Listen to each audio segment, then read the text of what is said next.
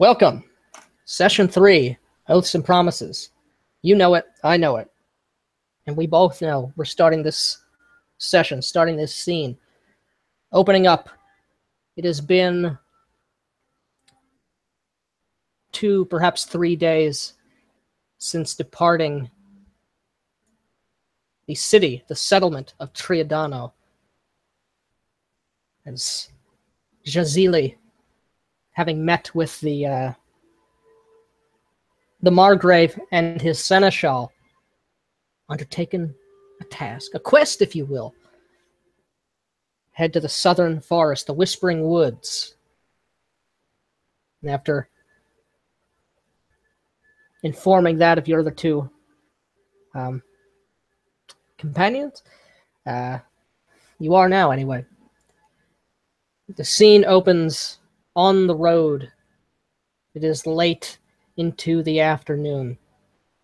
The southern road, different road, perhaps fortunately for you all, than that which you traveled from Kiran, your initial meeting. As the terrain, the further south you go, the more and more dense the woodlands become. This isn't, of course, the forest proper, but perhaps you hope a few more days, maybe. It's difficult to determine, but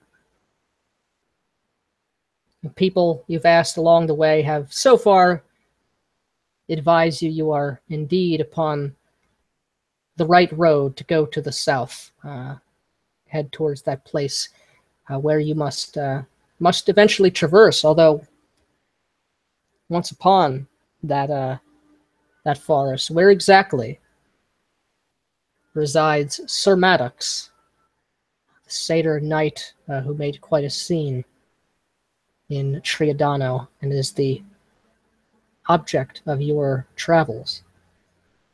And so the scene opens up. I give the scene on over to you as some people with some newfound opulence, newly found and newly lost opulence. You're on the road again. You know, it's times like these I can't help but find myself thinking of the Vargal profession. What takes a man or woman to live a life on the road? It is a hard life. Eh?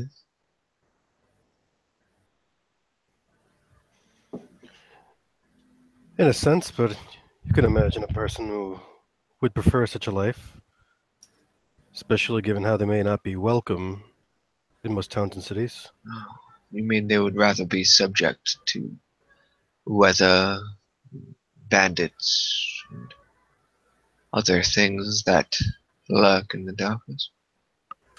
Hey, you need to understand, Giselle, some people, they ain't got nothing. So what do you need to worry about a bandit for? What's he gonna take from you when you ain't got nothing? You come to a place and you get something. You get some land, you get some plow, you get some opterland, you get some vegetables growing in the field, and you make something for yourself in a cabin of trees that you knock down, and you get some kind of a life. That's what people try to do out here, away from those who come in and take everything and build all this and push other people down to have nothing. It is a sad thing. Unfortunate. It is a tale that I have heard and I have witnessed and I have felt ever since my entry into these lands. I understand. Yes, But our situation. forgive my melancholy. I do not mean to hamper your spirits. Oh, we grow more and more used to you and your little ways, Jazili. You got a melon? We all seem to be uniquely fitted to this sort of profession, seeing as none of us stay in one place for terribly long. Me, I'm just trying to make some more, get some goods, get some gold, let the sunshine come down. I got a lot of kids to feed. I send monies back to my kids and Yuko, and you just selling. You know, I don't know what you're here for, but I risk my neck for a lot less. And now, hopefully, it'll be for a lot more. I do hope when we meet with the satyrs, you are able to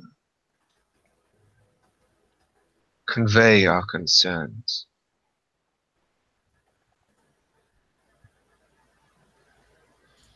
Hey, listen, I don't care about that town. I don't even really care that much about these satyrs. But if we can get something out of it, get something for ourselves in this world, boys, that's what I care about.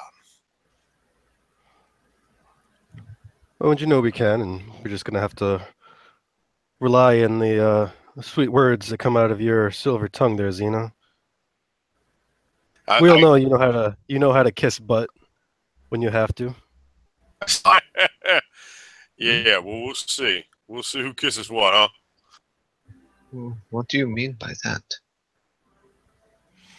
You know, he's always running his mouth, saying all these nice, pretty words to somebody whenever he wants something from them. Oh, I see. Yeah. I get it. I didn't understand it before. Look at all the good stuff you get from your words, Cole. Oh, wait. Well, I think we're doing all right. Yeah. And it was all from the good things that you said. Hey, if we let you do it, we'd all be sitting there digging holes for an old bowl of rotten stew every day. But me, I got a plan. Hey, now you say you got a plan. I'm the one who brought you the midnight milk job. Yeah, that's right. My plan was get a human. Well, here I am, huh? That's right. Sino, have you ever been in the woods here to the south? Yeah, of course. Well, I assumed as much. I got kids down there. Of course I've been there. Have you ever heard of Sir Maddox or the other Knights of the Wood? Isn't Sir Maddox the one that we paid a visit to there, Cole? Yes. We So- just paid him a visit. We even showed him around when he first showed up. Yeah, Oh, that's so right. you do know. You do know. Yeah, we know him, but hopefully he doesn't know us too well, huh? Cole? But I start kind of elbowing you. Uh-huh. There's no way he should, all right? Yeah, I hope Pretty not. well. Yeah. Either way, do you know where this one might stay in the wood? I am not sure how the land is. Well, he thinks like he's a satyr, I'm a satyr, and I like know where he lives. I mean, that's kind of rude, isn't it? I don't just know where all the other satyrs live. No, where their home. Surely there are towns in the woods, yes? I mean, no, not like this. I mean, we ain't like, no offense, Cole, but we ain't claiming, we don't just build up all the ant mounds everywhere. We're, Yeah, we like our cities, but this guy, this satyr was it was pretty stuck up for a satyr, Is Stuck there up no with kind of what? fancy cities down here at all, even little ones? I mean, you're right. He was kind of stuck up. I mean, you're not going to see, how can I put this? You're not going to see, like the kind of things that you're used to seeing. It's more like glades, large, I don't know how to explain it to you, like small fields inside of the wood, kind of like, I don't know, in human speak, like we're speaking in human now. I guess you'd say like a campground. It's more like that, like mobile, with small tents that are portable and just moving and going to different places. You're not going to find, like big lavish homes with like manicured bushes and like stone objects, the art and that sort of thing. That's not what satyrs do. You know, we live with nature, not against nature. You know, that's the thing you can learn from me, Cole. I'll tell you that right now. Hey, I'm out here on the road with you every day. I know a little bit of nature. There But you go. it's You're going to not see I can't see him in a campground. lot of grapes. There'll be a lot of vines in the wood, a lot of grapes, a lot of you know, a lot of skeps, you know, for getting bees. We would make these things. You know, we create, you know, small places with certain berries and certain other root vegetables to create stilling processes for making wine and ales and meads and beers. So you're going to see some of that. There's going to be some more small, more permanent fixed areas where that sort of work is done. As we are, you know, despite what people talk about, this orcish and all this nonsense, we are well known to be the greatest winemakers in all the world. So that's something that you're going to find there. You're going to see there. You're going to see things that look different in there. So keep an eye out for that. When you start seeing the grapes, you might start seeing the satyrs. That's a good thing to look out for then. Yeah, and you know, I mean, it's grapes. I like to eat grapes. Can you eat grapes, Cecily? They are treated a certain way, yes. So you can drink wine, or do you just like, I don't know, like blood or something like that? Someone told me you don't drink blood, There are certain wines that I enjoy. but like also. What I understand, they are not extracted from berries, but from fungi. Yeah, fungi. Is fungi your word for like the heart of people or something like that? Like I heard you drink fermented blood. Like I'll just put it on the table. They even know we don't got a table, I'm still putting it on it. Do you drink fermented blood, just silly? Do you drink old vintage blood? Do you do it? If I were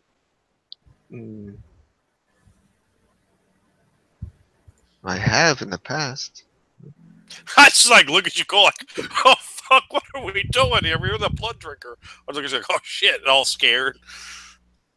Oh man, I thought you were joking about that before. You were serious. He really does drink blood. Yes, I've tried fermented chicken's blood, goat's blood. Goat's blood. Yeah, a few. I look at you. My eyes are all super wide.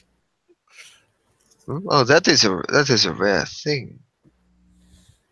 What I understand in the farming process is you do not slaughter your livestock. More often than not, you keep them around for wool or milk or cheese.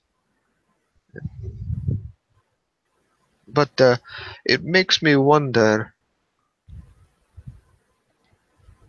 The names Holly King, Whisper King.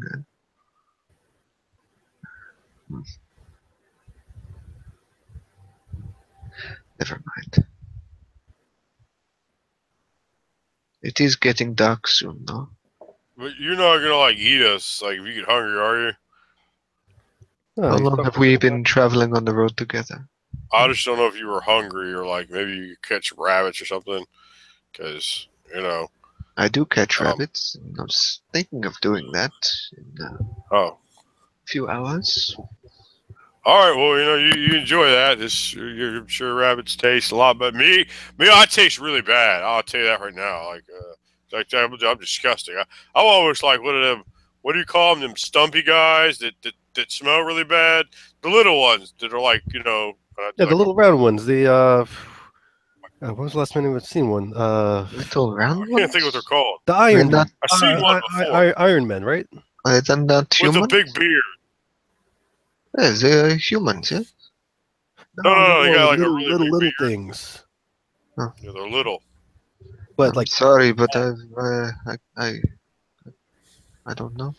Yeah, they got like really, really big like foreheads. I mean, they're like 5 heads. You know, they're really big. Oh yes. They smell maybe terrible. Next time we see them, you could point them out to me. Eh? Yeah, I will. I mean, you just smell. But Yeah. I do agree with you, Zeno. I don't think you would taste that well. Yeah, meat. Just smile a little bit at that, like a little playfully, like. I put my hand and I go, I bet Cole tastes much better. Look at that good meat in there. That's some good meat. I just look back Kind of Cole bat you away, smiling. like- Hey, buddy. I just kind of like, oh. And you hear me like audibly kind of go, you know, as I bat you away. Damn, Zeno, that's just because I wash up more than you do. Hey, whatever it takes not to get hit is fine by me. That is And as you I'm quite sure about that. talking, conversing, getting to know each other a little bit. Some time passes as the sun begins to descend. Those purple fingers, those tendrils like indigo food coloring. Let go into a glass of water. It begins to paint the sky. As I'm going to ask you, what, if anything, you guys have? Just FYI, it's for my knowledge. You just sleeping out in the elements, or you have? Like I have a bag with like some bedroll, you know, Mhm. like a bedroll and a blanket, you know, just like a basic sort of traveling deal. Okay. Yeah, same for me, really. Just only what I've had since forever, so it's probably a little raggedy, but comforting. So didn't upgrade when I came into some money. I have a vest and a gold chain. I got some Right. food on me, and I'm good to go. A bag. No, I carry no damn bag around. You know how much work that is? I can just get drunk and sprawl out on the ground.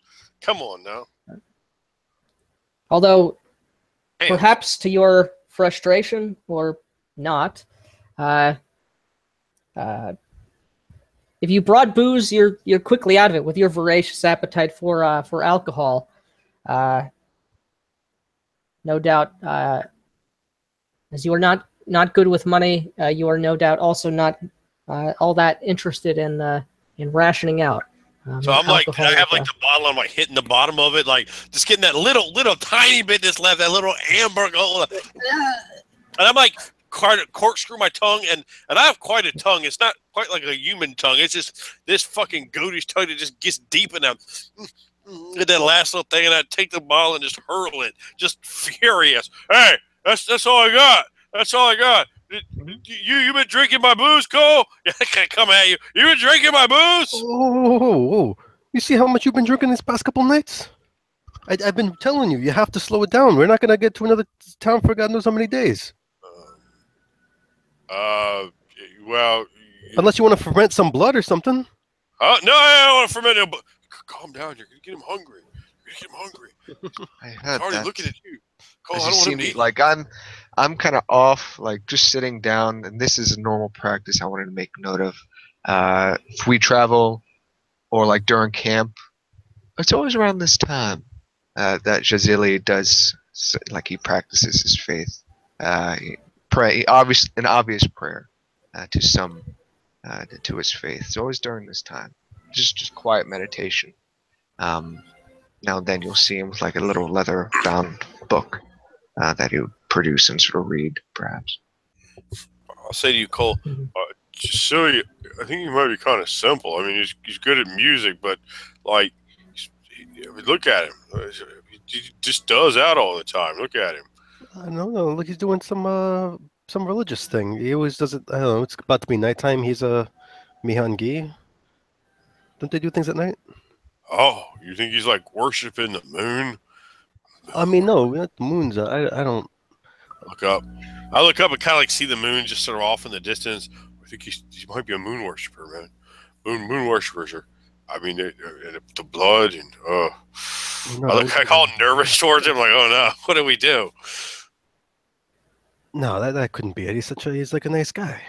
Or could it be? Moon worshippers, they just go around killing everyone unless he's just taking us out in his For a second. or something else. As you're talking, Jazili, you're in your meditations.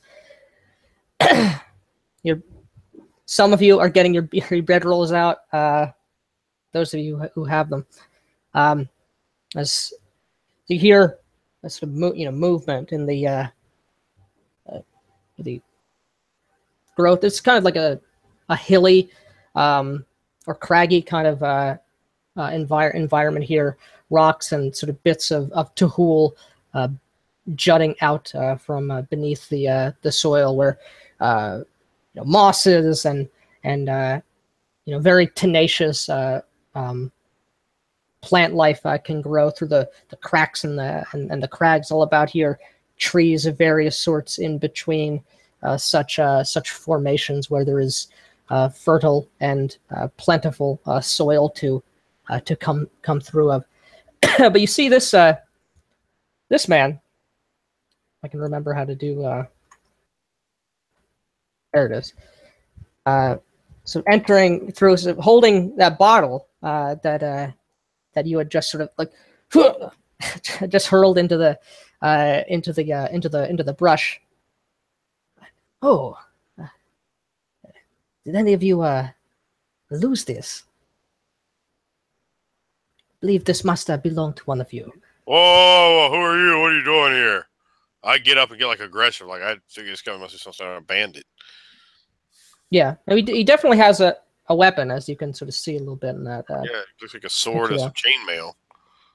Yeah, and like a that dark green sort of covering, sort of sleeveless coat around it, which sort of trails a bit down to his thighs. Very sturdy, well worn traveling boots, definitely, and big thick leather gloves. I'm holding a walking stick, and now I kind of take it like I want to throw it. Hey, I want to throw this at you. You want that? Huh? Huh, brigand? Huh? You come here and try to steal from good people? No, I certainly don't. I would appreciate it if you did not. But all right, listen. You wish it. You got the bottle, and you can keep the bottle, but that's all you're getting. Now get out of here.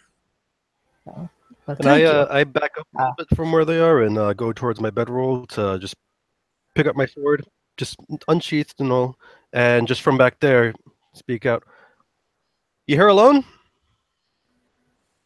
I am. My name is Lorenz Deliria, traveler courier Varigal from Flame Dance. I am traveling these roads on the way to.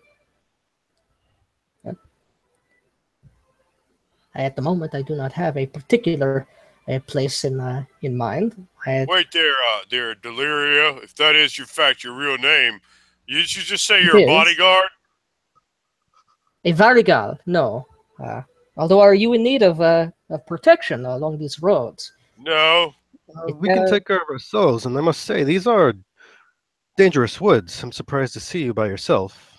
Well, yeah, they are indeed, at times. What was that word you said? Bodyguard? What the hell does that mean? Varigal, I told you the other days, don't you remember? No. Is that like, what we doing, you really notice those that like I'm suddenly kind of close to like oh, I'm here too. I just look at you like, oh, I kind of like step towards this guy who thinks dangerous. Like, oh, well, maybe less dangerous than you. Yes, Varigal. I see that you are not from this land. We are, as I said, couriers, a organization, an order, if you will, of travelers of the King Deliria. Past news and perhaps other gossip, as it were, from place to place. We tend to travel alone, and I, though not many are traveling this road at this time, I know certain switchbacks and shortcuts, if you will. But he so still has the bottle and don't act as an actual. You know these woods pretty well, then? I certainly do. Some parts of it, at least. It is getting dark. I don't suppose if might I join you at sort of looking down at your camp, which evidently is perhaps not much of one, at least at the moment.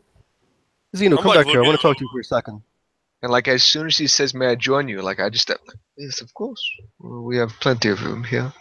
And I look at you with my eyes wide open, like, oh no! And then I shoot Cole a glance, like, well, how would he do that? As I'm just like making my way over to him. It is nice to meet you, Lorenz Delirium. I'm Jazili. So I go to and do a human gesture. I shake his hand, and he shakes back. A pleasure. Yeah. Forgive how my companions may have treated you. No, it is quite all right. It is perhaps prudent to be on one's guard. Traveling the roads this close to nightfall. I pull you over to me, Cole, like real close, and I go, all right, it looks like you found the rabbit. Rat? Oh, come on, no, Jazili's not going to do nothing. But, you know... I just nod my head like, yes, he will. We're not going to have much trouble with this guy. None of us needs as much sleep as any people. And I would like to know, as a side note for you guys, if I'd never mentioned this before, you might have seen, like, humans sleep for a long time, but Cole only seems to need just a couple of hours every night. So, Jazili is obviously the longest sleeper. So yeah, you know, we can all still be, one of us can always be awake while he's with us. We don't have to worry about him trying nothing. Perhaps I can help you. Obviously, Lorenz is discussing with you, Jazili, knowing you don't have like a fire going or really, you know. Yeah, and I like show him to the camp. God, yes, please. I've heard many tales of your order. Well, have you? And he's just with sort of a roguish smile. And I kind of look up at the sky for a moment, like at the distant sort of, you know, beautiful colors, you know, in the sky. It is a great gift that you have found us here on this path at this time. I kind of look back at him. And he nods, sort of smiling. am but a simple minstrel. We are on our way to the Whispering Woods. We are looking for one Sir Maddox. Have you ever heard of this? It's a satyr knight. I have heard the name. I am not familiar with the man specifically, but why? You know, the woods are quite a treacherous place. It's sort of like eyes, especially sort of Cole. Right, and especially for my kind. I kind of look at, you know, I look at Cole, like I follow his look, and I look at him. It is something that we have been tasked to do, to see this man. Would you happen to know where we might go in the woods to find him? I do have coinage for this information, if you'd like. Oh, no.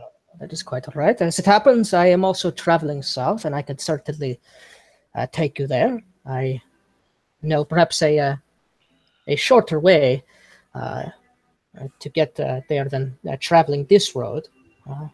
You'll travel this path for perhaps another half a day before you'll have to branch off, and the road has to travel around a large hill. It's not a huge inconvenience, but if you are on a task, as it were, and if we were to travel together, if you would have me, certainly I can shave a bit of time. But thank you. Might I still offer you some sweet musics along our travels then? At least I can do. That I would. I just sort of pat at the case, like nearby, like the camp. Hold some instrument, right? The violin. Just pat it. And he as nods, I go to sit down next to it, kind of thing. Yeah. As he joins the camp. Much better payment. Mr. Deloria, you say then that you might know what city or town we would find this Sir Maddox in? By the way, my name is Cole, and our companion here is Xenu. Yeah, it's me. I'm the companion. Yeah, and he, has a congenial look upon his face. Doesn't appear to be particularly threatened or sort of spooked by you. as he's already gotten like a fire going. You've had some wood, and there is wood sort of all about here. There's a small flame, sort of already set. Clearly a well-worn traveler. As he sort of pauses, like waiting for your surname. Doesn't get one. Well, I'm afraid I am not familiar with what lies beyond the Whispering Wood. I have never traveled those woods myself. It is, as I was telling your friend, it is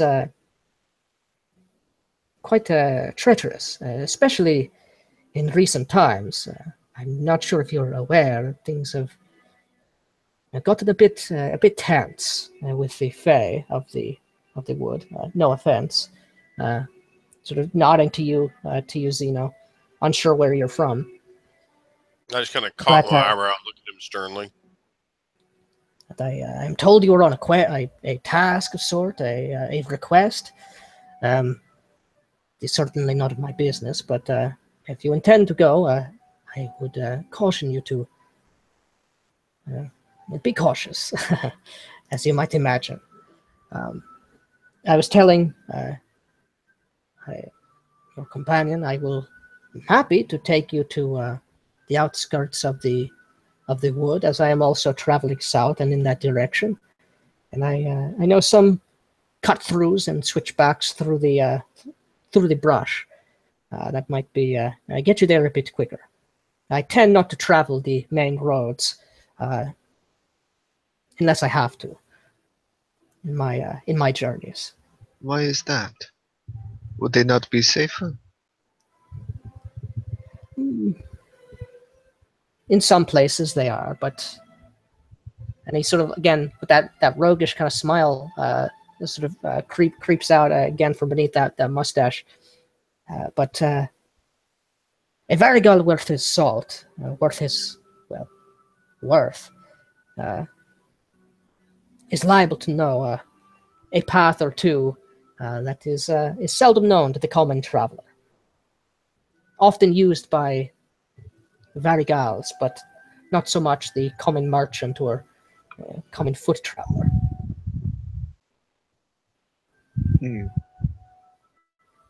I suppose. Being couriers, so speed is often important. Yes. One would think. To be so familiar with these woods, it sounds like you must have quite an affinity for them. It's unusual for our kind. So you're like a real fast runner, huh? You're real fast? I mean, I know many who are faster than I, but I like to think I keep in good shape. He says, smiling. Very congenial man. So you claim. He shrugs. Perhaps. And it's not entirely unusual, my friend, for, in fact, many, like myself, are humans, although there are some satyrs, some fae, various sorts, but it is mostly a human calling, maybe, perhaps you might say, although we accept any. But it's amazing what you might learn through study and practice. It's not all about inborn talent, as it were. It's amazing what you can see, what you can open your eyes and your ears to once you learn to listen. Very interesting. Yes, I find myself traveling frequently and experiencing the outdoors, but usually find it to be a means to an end, not something to enjoy and open myself to in itself. Yes, certainly. But it is not too bold of me to ask. I'm quite curious what brings you three out. Of course, you said you were on the request, but where where have you come from? You're traveling from Scotia? No, we came from Triadano. Very good. I we had take it the just festival left. was well. Yes, the festival was fine as it always is. I had played with. I had the delight of playing with a band known as the Blue Nightingales. There, we performed several pieces. A little bit, like It was an enjoyable experience, one that I will remember for some time. But you had made mention there are difficulties in the woods between. I kind of look at him, kind of squint the eyes for a moment, and I relax. The Fae and their human neighbors. As he's sort of getting very comfortable around the campfire, he sort of sat down around small fire that is going, sort of warming up a little bit. Not that it's particularly cold, but you know. Yeah, but I'm like fairly formal, but just relaxed too. Just. Yeah, he's definitely not particularly formal. Very friendly and affable, but yeah, certainly. But what have you heard? It is a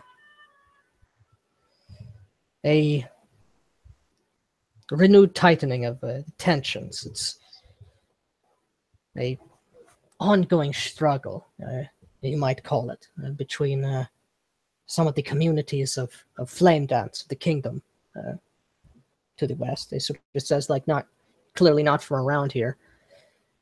But the Fae tend not to, at least as far as I understand it, the lords and ladies of the wood do not discriminate or perceive a great difference between the human lands of one kingdom and the next, and so things are a bit tense all along the border.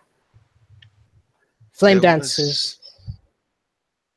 There was a bit of a scene during the festival with Sir Maddox. I think this paints the picture that you are trying to make. It very well might be. Flame Dance is a prosperous kingdom, but has much need of timber and lumber. It has caused problems in the past and is a continuing source of tensions are high. But when we are in Triadano, there were a good amount of Fae living there. They seem to not be harassed by the human population.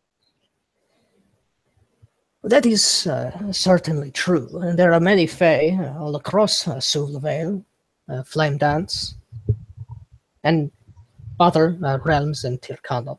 But the mostly satyrs and sprites, Daxits, even some Freyin, although not many. I understand they do not take kindly to trees, but the Fae who call the wood their home tend not to leave it. I'm not entirely. Perhaps you might have a better handle on it more than me. I'm not a Fae, such as he holds out his hands to Shazili and Zeno. Perhaps it might make greater sense to you. But we all know in time. This I am sure. We will know in time, this I am sure. Yes. But thank you for what you have shared with us. Of course, it is my fortune as well to share your company, share your camp, and I hope to hear the notes from your instrument there. It is quite a You must be quite skilled, quite talented to play with the Blue Nightingales. They are a name known to many in these parts. I wish I could have been there at the festival. I don't say anything. I just look at him and just nod. Continue just doing camp stuff. Eventually, like I'm Giseli's like totally okay with this guy. So like eventually like get my bedroll and rest for the night. Yeah, and he, unlike he has like travelers pack upon his person. He has sort of dried meats. He has pots. He has some small utensils. Certainly not big enough for a group, although he shares what he does have. Meats, some herbs and root vegetables, berries. It look like they've just been taken as he's gone, and sort of put upon his person. He sort of makes up a little stew over the fire there, and with that, I assume everyone. There we go. Tending to their bedrolls, or just sprawling about on the grass and on the gravel. Slumbers for the evening. And the scene changes as the hours pass, night fades, the sun rises once again, and well into the day as the scene opens up. Several hours into your travel, you're well off the beaten path, both literally and figuratively, as Lorenz is true to his word, as far as you know. So cutting a path through the wood, through the underbrush, through the sort of rocky and different elevations, and I'm just, if anyone has any outdoorsmen, why don't you roll that?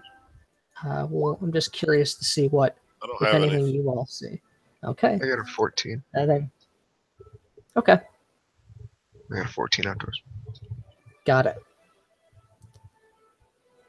And George, you're muted if you have give me your total right there. Oh, yeah, 12 outdoors. 12 outdoorsmen. Got it. Okay, so Giseli, you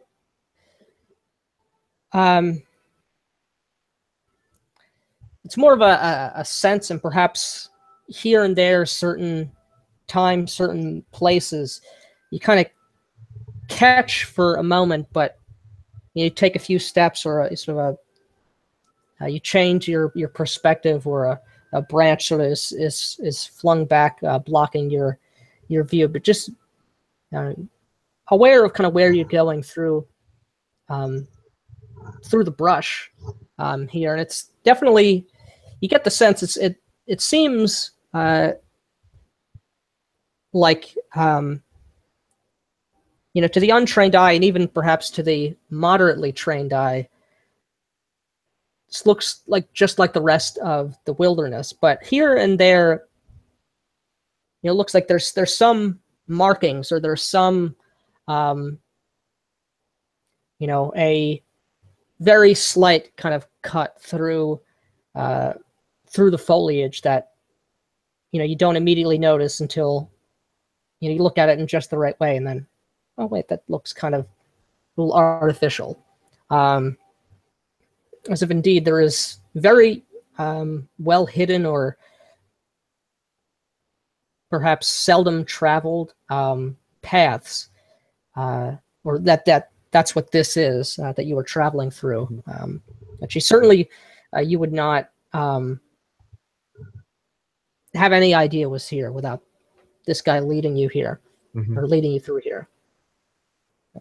And just knowing that I'm traveling with not Miyangi, like I have to remind myself to turn to Cole and to Zeno and just make the slightest of gestures. But like in my mind, it's like so unneeded. Like why do you even need to do that? But like I'll make a gesture, like a slight point or gesture with my head towards like some like an other hidden path that we might have been passing through.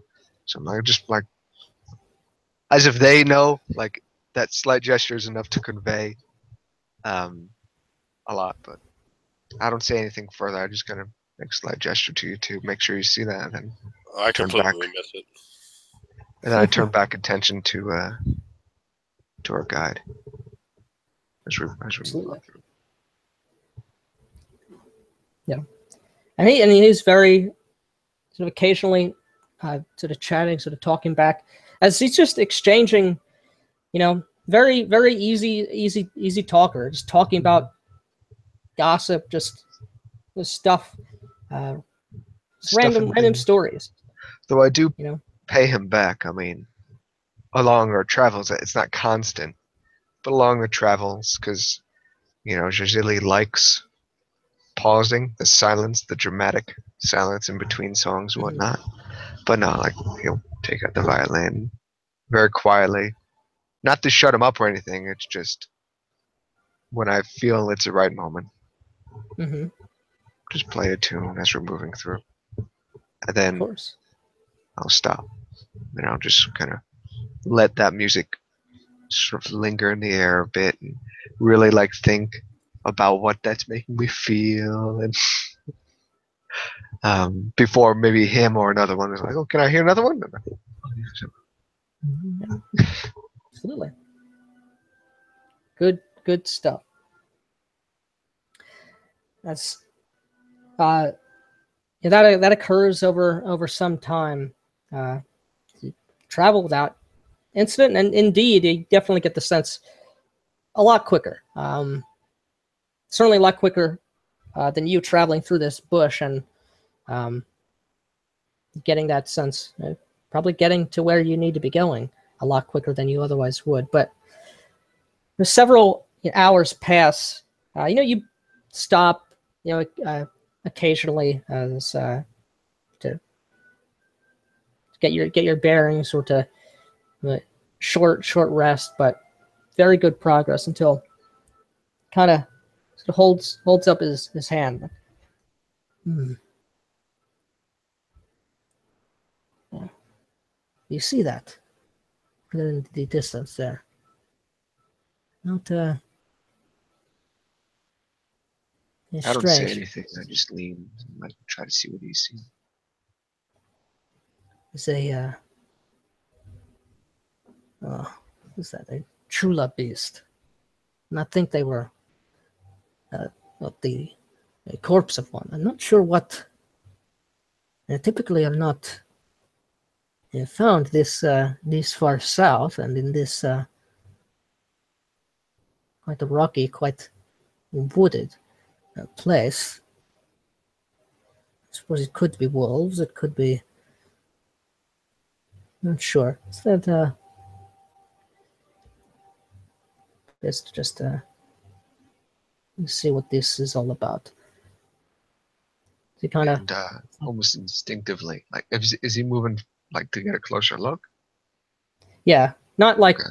I don't say anything, like as he's talking, I just sort of watch and listen to him, and then once he starts moving almost instinctually, I start moving with him as well. But like not next to him, but kind of parting as if slowly getting into like a flanking type position. Okay. I just take out my bow and I knock an arrow. Okay. I mean, this is a sight of a kill, so. From a bit further behind with Cole with Zeno, I see this guy taking out his bow. Turn back to Zeno. Zeno, what do you think's happening over there?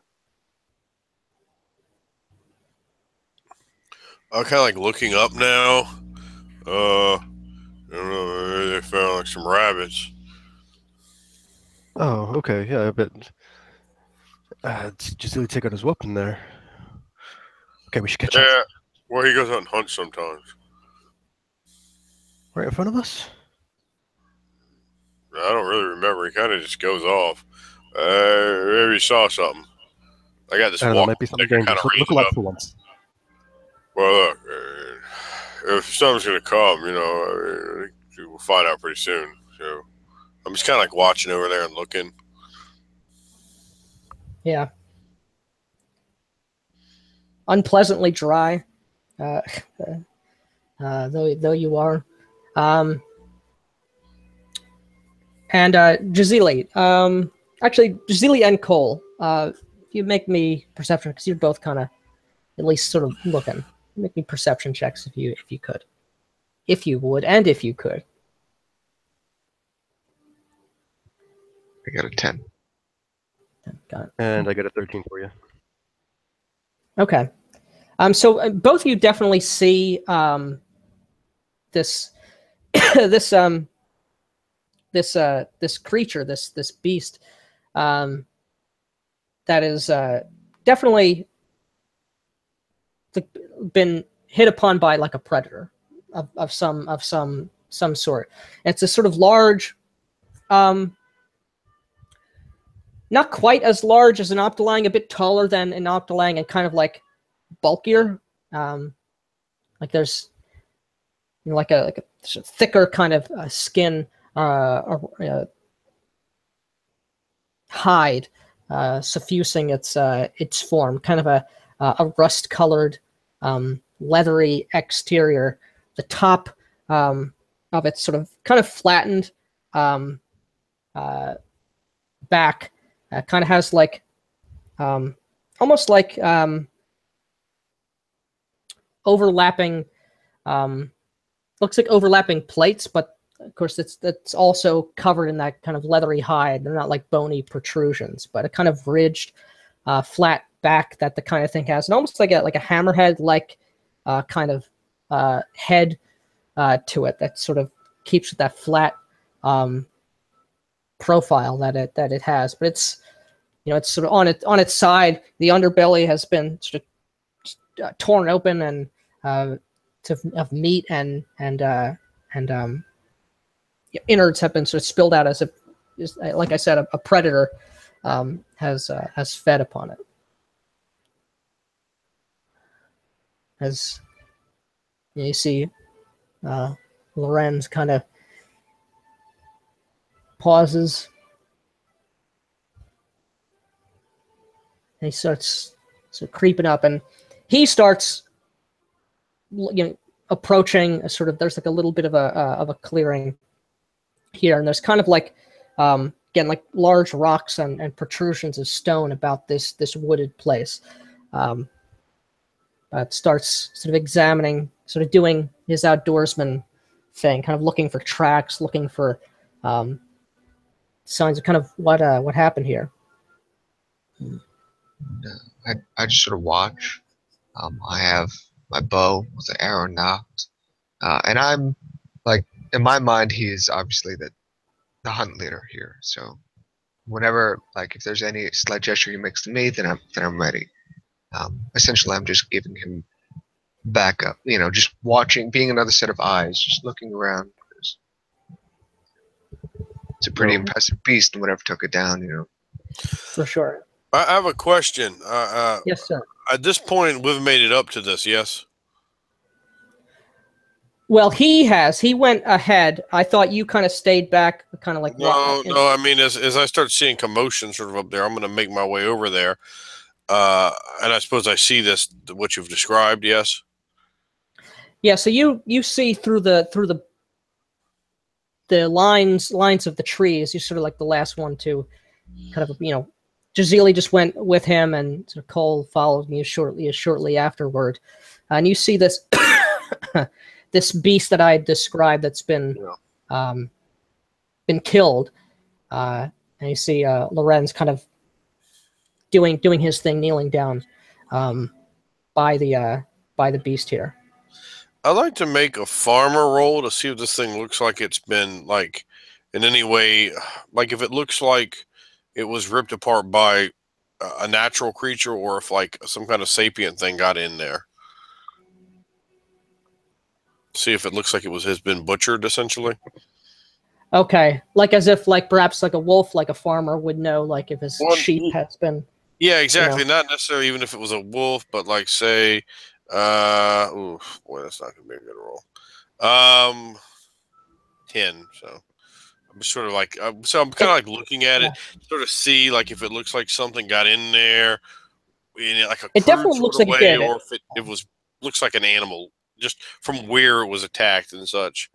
It looks like an animal. Although what animal would be able to take this thing down, you're not really sure. Who knows? I mean, but yeah, it definitely looks like it doesn't look like it's been like butchered by, you know, a human or something or a humanoid. And so sort of Loren gets back as he sort of gestures, like kind of like the all clear. And I'm moving. At least for like the moment, like, you know. By Pelican's fist, what beast could have done this? Not one, but many. Perhaps 5, 6, perhaps more. Goblins. You can tell as he points to various sort of wounds, sort of deep gouging hook marks, slashes in the hide here. He points to some tracks which perhaps you're able to discern, perhaps you're not. It is good that many of the towns are sending out their militias to cull them numbers. It has been too many cycles since it has been done. But do you really think it is done? It certainly is. It is. There's no doubt. No other beast or creature leaves wounds in this way. Certainly, 1, 2, 3 goblins would not dare to attack even a non-threatening creature this size, but half a dozen, perhaps more, would certainly be able to do this. How far away do you think they may be? This is quite a kill. Do they not claim? I'm sure they will perhaps be back in time. But it seems as though they have feasted upon what they have and have left for the moment. I tend not to have great attention spans, as it were. But they will remember what they have killed, and they will be back when they are hungry once again. Let me ask you a question about that. I mean, goblins, they're not really kind of like people, like, you know, young people, and like. No, they are beasts. They are like Shelley's people, and even you humans are people, right? But like, let me ask you: is it like goblins they're not really people? They're more like, I don't know, like a fox or something like that, right?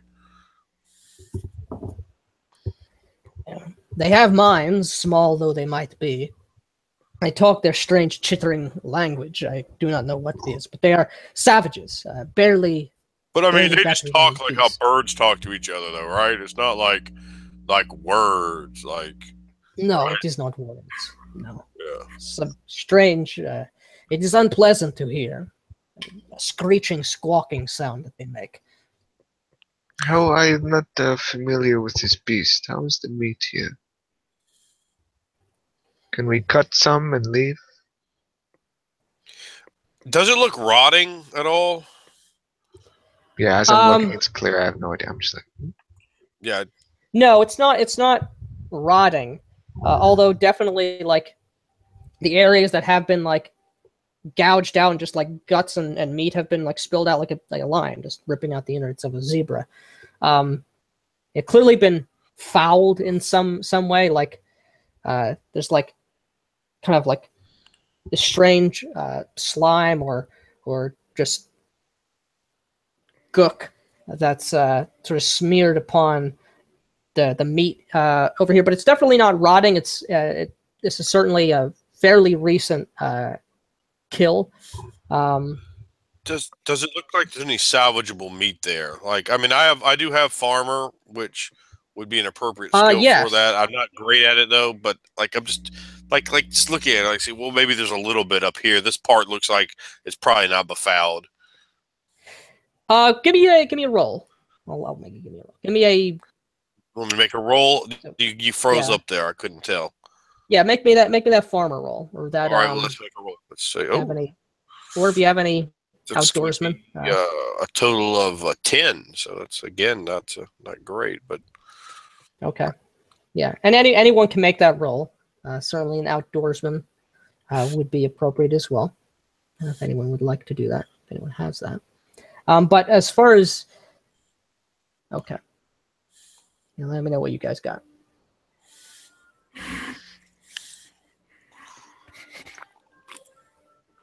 Just a 13 to me. Okay. 13. Okay. So, yes, this creature is large enough that you're pretty certain there's definitely some meat. In fact, perhaps a fair portion of meat that can be gathered. Although it has, as I said, a very thick hide to it.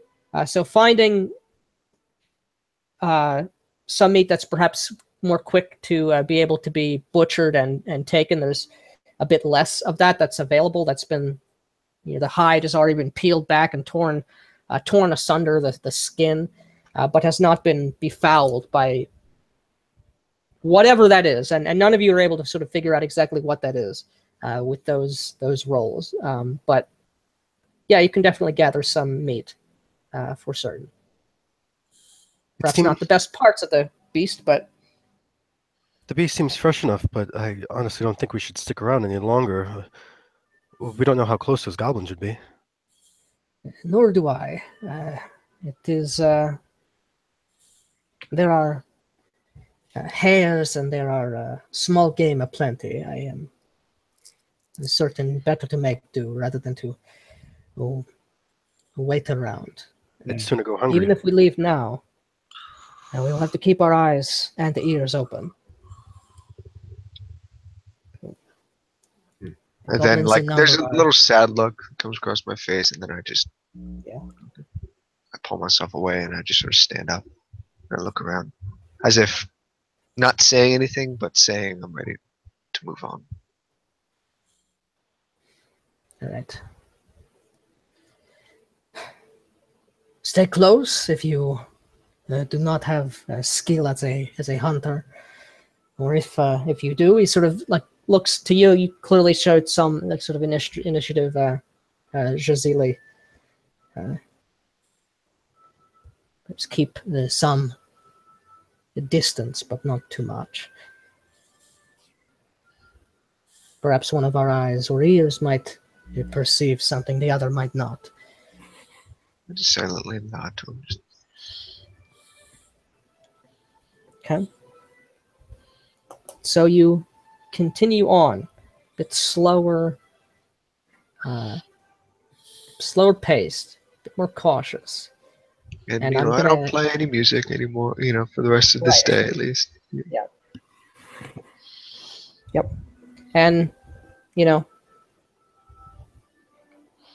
day passes, night comes, you make a camp much as you did before in the kind of nook of a rock outcropping. You're not accosted, although some of you, depending upon your perceptions, if you are particularly perceptive, note there's definitely a kind of a greater silence than there was. Like there's less birds calling, less sort of critters moving about in the underbrush that you can perceive. You don't hear owls sort of hooting in the night or that's sort of the normal sounds of the forest. So a bit perhaps unnerving, perhaps not. But the following day comes. That's right. As the next day comes, and continue to make your way. Now, so Lorenz informs you this, there are two ways he knows and how to perhaps get, you want to get to the border of the southern wood, the Whispering Wood. He's not sure where Maddox is, so he can't really help you there, as he had said. Although there's perhaps a more direct way to get to the border that'll sort of take you, almost a straight line to the border, get you there quicker. But it's a bit the terrain. It's a bit kind of, it's less pleasant for moving, for traveling. If you're not used to being in the bush, being an outdoorsman, as it were, can be a bit rough going, and perhaps might be some places where predators might be, and obviously he's in particular worried about the presence of goblins in the hills here, or a bit slower, but perhaps a bit safer path that'll take you back through the road, or back to the road. Jazili would be for the slower route. Okay. As it might become clear to at least Cole and Zeno, maybe even this man,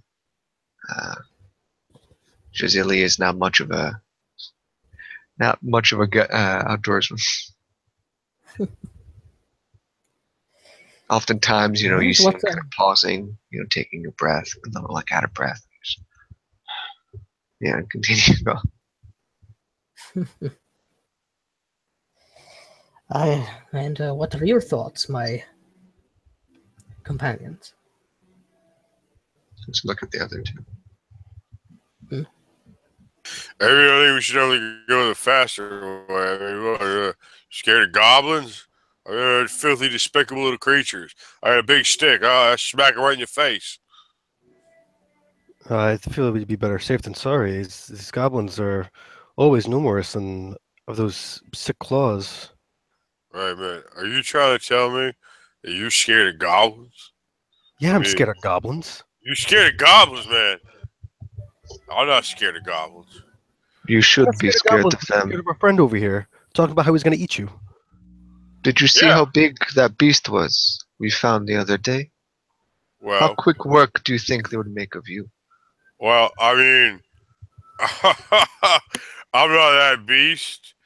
These are a different place. And I mean, I ain't a goblin. I ain't 2 goblins. I ain't even 3 goblins. I'm a Zeno. And if you bring a goblin here, I'd have busted it right in his head. And it will see who's scared of who. Besides, I mean, come on.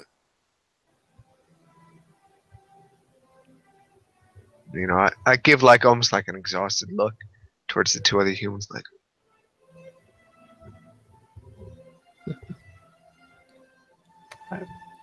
Yes, I'd rather take all day and go a little hungry than come face to face with one of them. I've never seen a goblin with my own eyes, and I'd rather never do so. It is a good wish, though I admire your bravery, my friend. Foolhardy though it might be. I promise you will still get there with ample time to do whatever tasks have been requested to do. I think for the moment it is perhaps the wiser course to take it to the road once more. So you do. You see, after a time, again, weaving and winding, you feel yourself sort of going down, elevation-wise. You didn't really perceive yourself moving upward in elevation, but you must have, as you kind of definitely move distinctly downwards until you're deposited back on the road, a different road, but one much like the one that you had had traveled before, and in fact, you vaguely recognize this this road, Cole, as you had traveled this this particular path a bit before. It's a bit kind of where you had crossed paths with the Marina or the Kieran militia, you know, the townsmen from before, you know. I should note, however long that has been. Yes. As we're moving about, you know, we get away from, you know, we're on our way, sort of the scenic route. All right, I would make, you know, speaking to our guide. The other day, you had made mention that there are satyrs, sprites, many fae within the woods of this place. Tell me, I cannot help but notice your ease around myself. I'm sure you've had in your thoughts that I was at first afraid, but by now you should understand I am far from it. Why are you so easy around me? Have you seen my kind before? There are not many, but I have encountered one or two, as it were. In you travel as much as I do, you may tend to meet many different people, many different species, in many different lands with many different customs. And, well, though I did not anticipate any trouble between yourself and I, you seem an amicable sort. When was the last time you saw my people? 10 cycles, 11, 12. Your people tend not to be common in this place, in this realm, at least as far as I understand. I do not know if you have some community somewhere. Perhaps there is a settlement of your people within the wood, although if there are, I have never heard of any. But to answer your question, as I say, you get a sense and you learn how to take care of yourself, as it were. You get a bit of a sixth sense, as it were, for when there's going to be trouble when you meet someone. I did not anticipate that, and so I see no reason to be perturbed. They sort of like look. Now, nevertheless, he sort of like quirks his eye, like it's not gonna like change, right? Like, and like no, it's not gonna. It's not gonna. Not yet. Not yet. Wait till you sleep. But yeah, he's. Yeah, I just wanted to make mention. Like, I just asked. See my people around here? No. Okay. Yeah. Nope. Not really. Not really, man. Okay. One or two, but they also have to blend in with humans here. And so in travel for you know, continuing to move sort of further and further, and he kind of join up. See in the distance as a, you know, as the scene changes. It's a caravan, or not a caravan, but you know, a huge thing, but perhaps a small merchant, a merchant band that going, you know, one way, you're going the other. Clearly, you're heading in the direction of Suvla Vale. You know, you're able to chat, exchange a bit of gossip with this individual. Perhaps even trade for a few things if you have any coinage that you would like to exchange for food, for tools of various sorts, and you could certainly do that if you would like. However, once again, you get the impression, and picking up these bits, these scraps of news, these rumors, these bits of gossip. This man has come through Flame Dance as well, much similar to how you did, Cole, for sure. But also, it seems things are not as prosperous as one might like to believe in Flame Dance at the moment. There's a town that he mentioned called Nasir that has quarantined itself. There's a plague ravaging the sort of eastern veil of Flame Dance, a bit further beyond the border of Norgau. So he sort of shares this with you, and good to know. But as that passes as well, time, we're not accosted. You find yourself upon the border with the Whispering Wood. Well, it seems this is where we part ways. I'm glad we did not run into any particular trouble. I hope it has not been too much of a delay for you in what you are endeavoring to do in there. He sort of like kind of gives a bit of a shudder, being a bit close to these the outskirts of the wood. But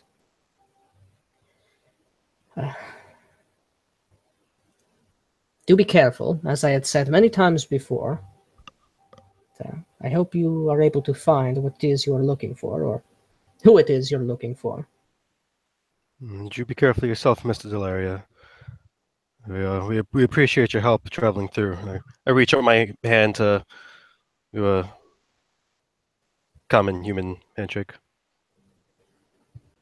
And he sort of shakes it as well. Nice to meet you there, pal. And I slap him on the back. And he's one of the few people who doesn't like go sort of knocked forward a few inches or perhaps even a few feet. Tough man of the woods. I just look at him and wilds. And I don't smile because I've learned that makes people uneasy. So I just look at him and I just sort of look kindly, and I just sort of nod as the two shake his hand, pat him on the back. Yeah, perhaps we'll run into each other again in the future. Bid you good luck. And good luck to you. And with that, nods. It's a amicable separation. As he continues down the road, after a time, you see he sort of like skirts back like into a piece of the brush, and he is gone from sight. Let us make our way into this region of the woods. It was a fine human man. Yeah, he was alright. Gotta be careful out here, though, you know, with these strangers looking around out at night. But, yeah, let's be on our way. Keep an eye on the goblins. Yes, you could always trust the Varagals. Well, trust a true Varagal. We wouldn't want to believe anyone who just claims to be one. Yeah, exactly. That's what I was but just this man, Mr. Delaria, he seemed true. Didn't really treat us the way most humans might, looking down on others not of his kind or one such as myself. He enjoyed the company. What, was he going to travel alone? No. Rare have I met a human that enjoys traveling alone. No. I don't enjoy traveling alone myself, so you just seem right about that. When was the last time you were in these woods, Zeno?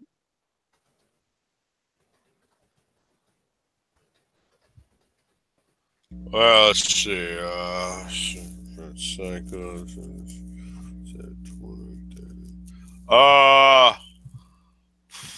What did I say? It's like about 28. It's 7.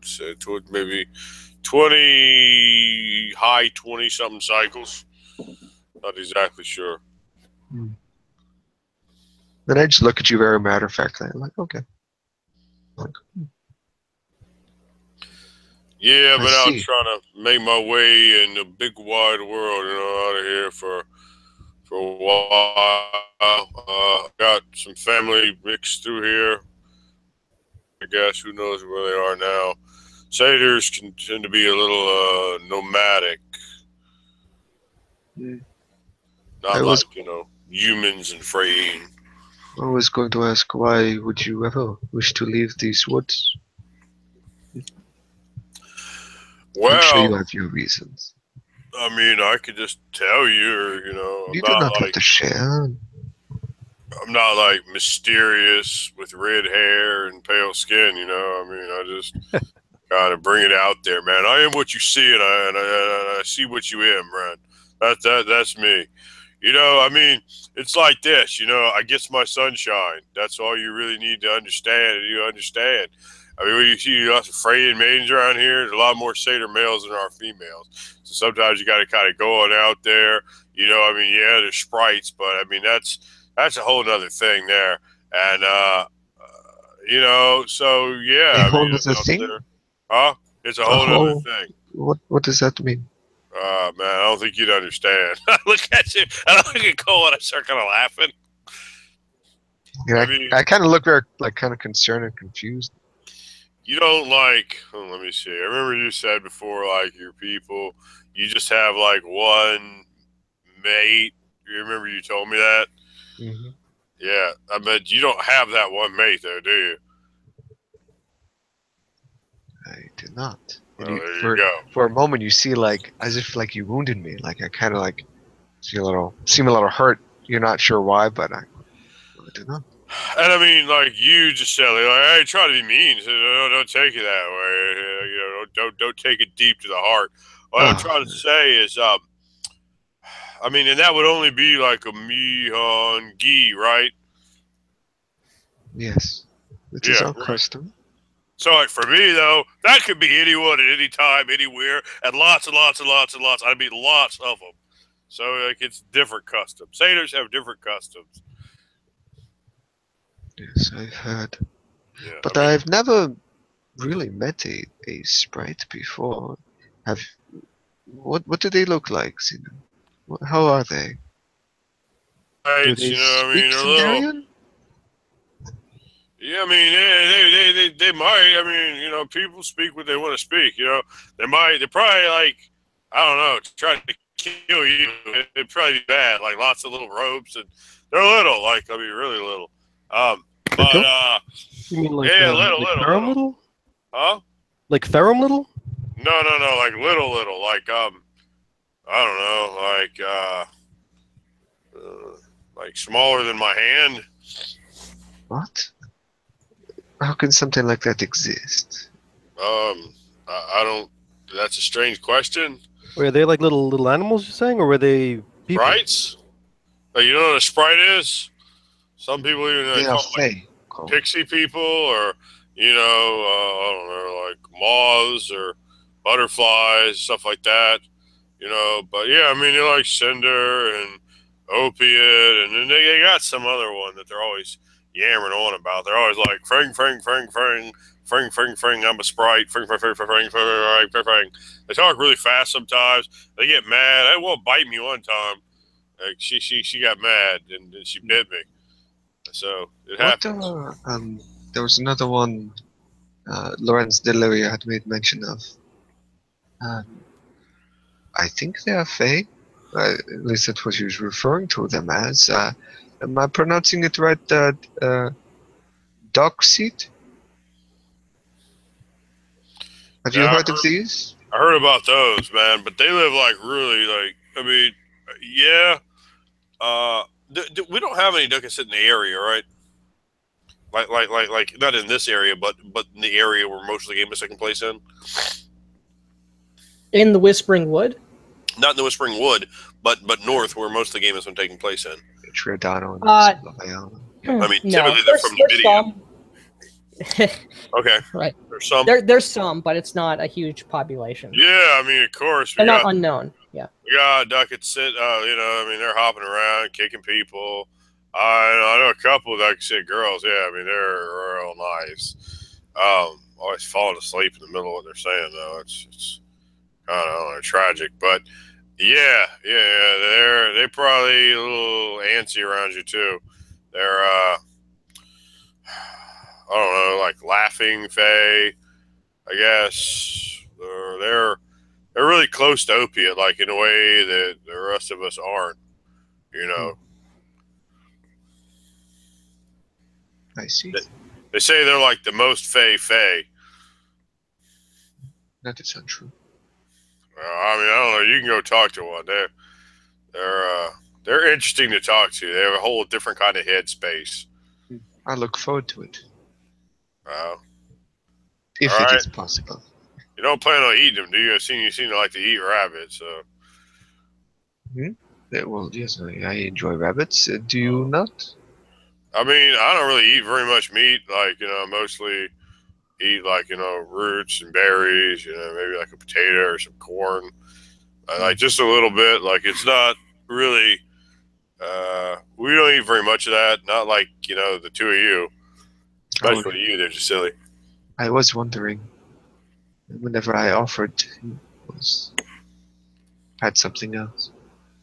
Well, yeah, I try to be rude, but, I mean, like, if there's just a little bit of meat and like a stew, that'll be all right. But I mean, I tried, like I say, to keep it more with nuts and berries, vegetables, roots, those sort of things. That's really more to my liking.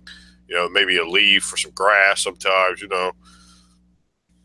I'm just quietly listening to you. I like barley. I like barley a lot, actually. Barley? Yeah, I got some. I don't think you'd want it, but here, hold on. I like reach into one of these pouches I have on my belt. I got no pants, but I sure got a belt. And it's a big belt. You can strap a man with this belt. And I pull out some barley. Just fucking. I mean, I know you know what barley looks like. It's just like here. I just look at it. I'm just like, here. Take just a little bit. Just take just a little mouthful. Just try it. See what it tastes like in your mouth. You might not, like it too much, but I don't know. And like as I put it in my mouth, you see me kind of like curl back my lips a bit, like kind of like a dog eating something they don't really like, but they're like. It's good. I throw some in there and eat it. Here, you want some, Cole? Have some I like spit some of it out. No, it's a bit dry. It's not my favorite. Barley? What's wrong with you? I see all kinds of stuff. It's good to eat barley now, huh? Him, I understand. He's like a monster, but you, I mean, come on, what's your excuse? I am sorry. I did not mean to spit it on him. No, it's all right. It's all right. I didn't think you'd like it. I wanted you to know what it was, though. Now you know. I just throw some of it back. Eat it. I don't know what this guy cheated me. He said this is going to be rations for 3 chains. It's already getting low. I ought to punch him in the face when I see that. That guy's a thief. I see. Ooh. I have screen share on it, by the way. Yep. And so, I wasn't sure how long you were gonna converse. So you're looking at your emails. Oh, I do. Yeah. Whoops. No worries. But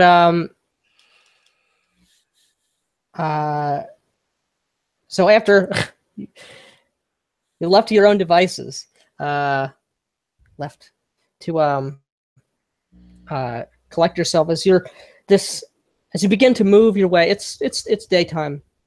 As you move into the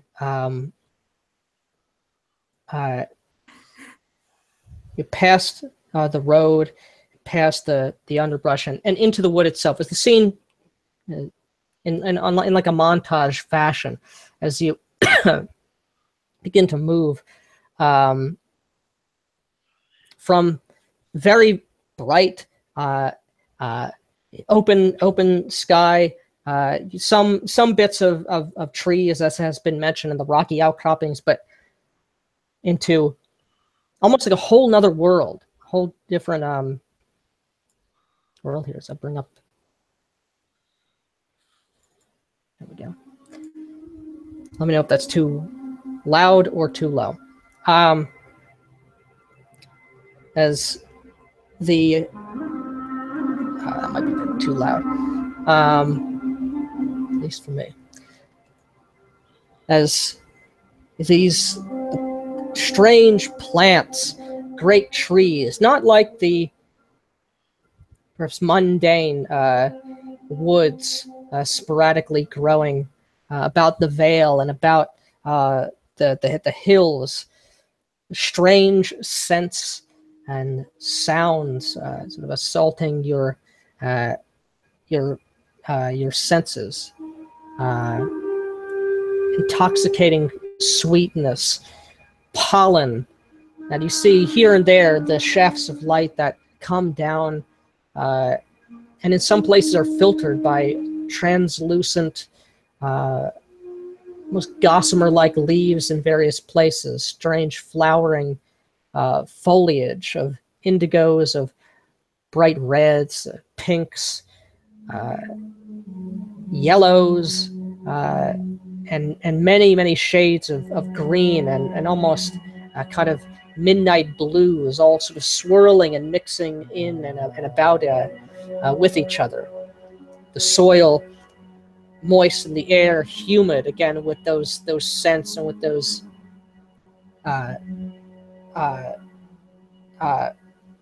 almost palpable kind of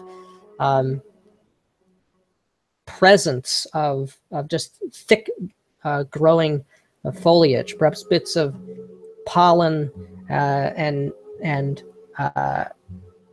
breaking off particles of the branches here, which just kind of sway almost in a strange, as if there's some wind, although a lot of the wind seems non-existent until you get a strange breeze, and through the boughs you hear these kind of like you're hearing right now. Here and there you hear like what sounds like whisperings or strange sing-song tones and intonations, and a few times like you just turn like almost as you're moving in through the darkness and through what light coming in through that filtered coloration. This very strange place. And even for you, Zeno, who have been here before, whenever you do come here, it is a shock to the system, as perhaps especially now, being painfully sober for many days, sort of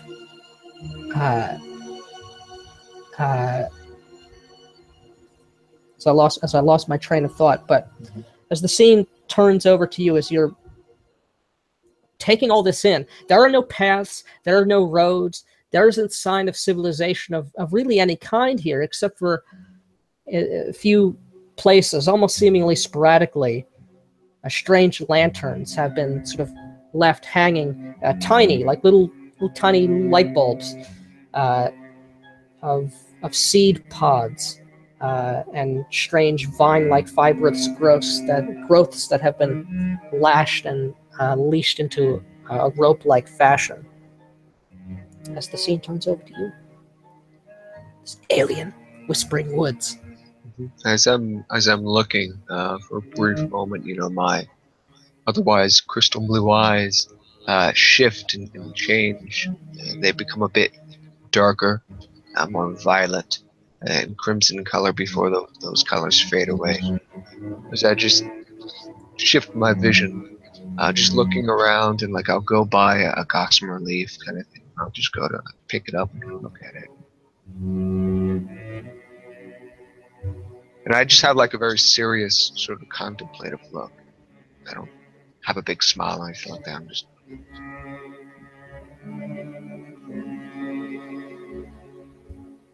This place is. Is it always like this? I can look at you, Zeno. It depends, like, on, what part you're in. Just silly. So, yes.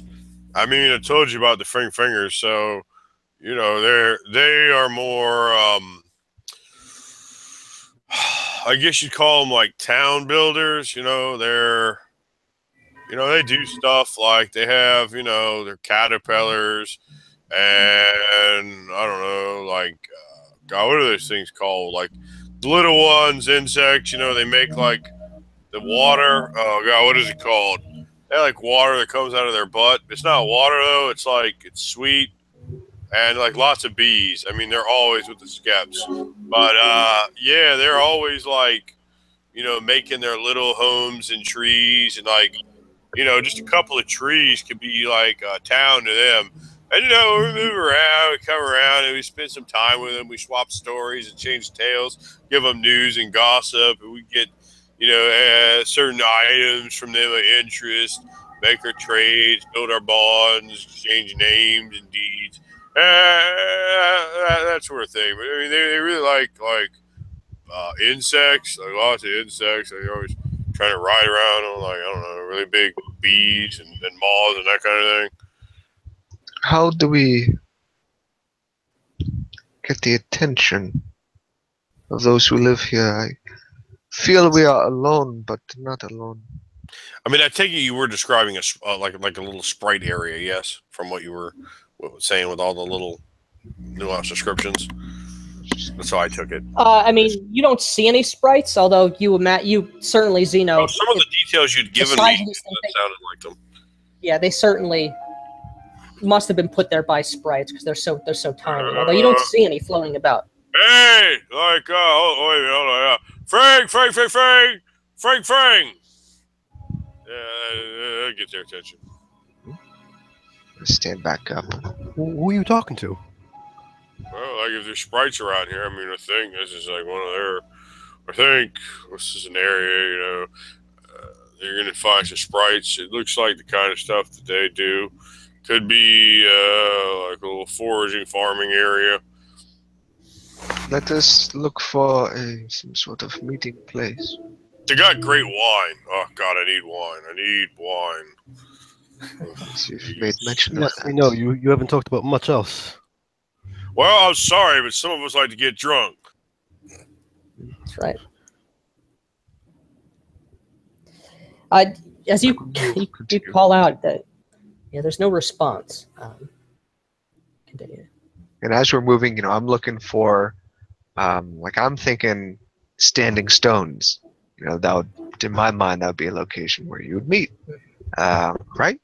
But like any sort of fixed structure, but not like a human sense of a building, but more of a phase sense.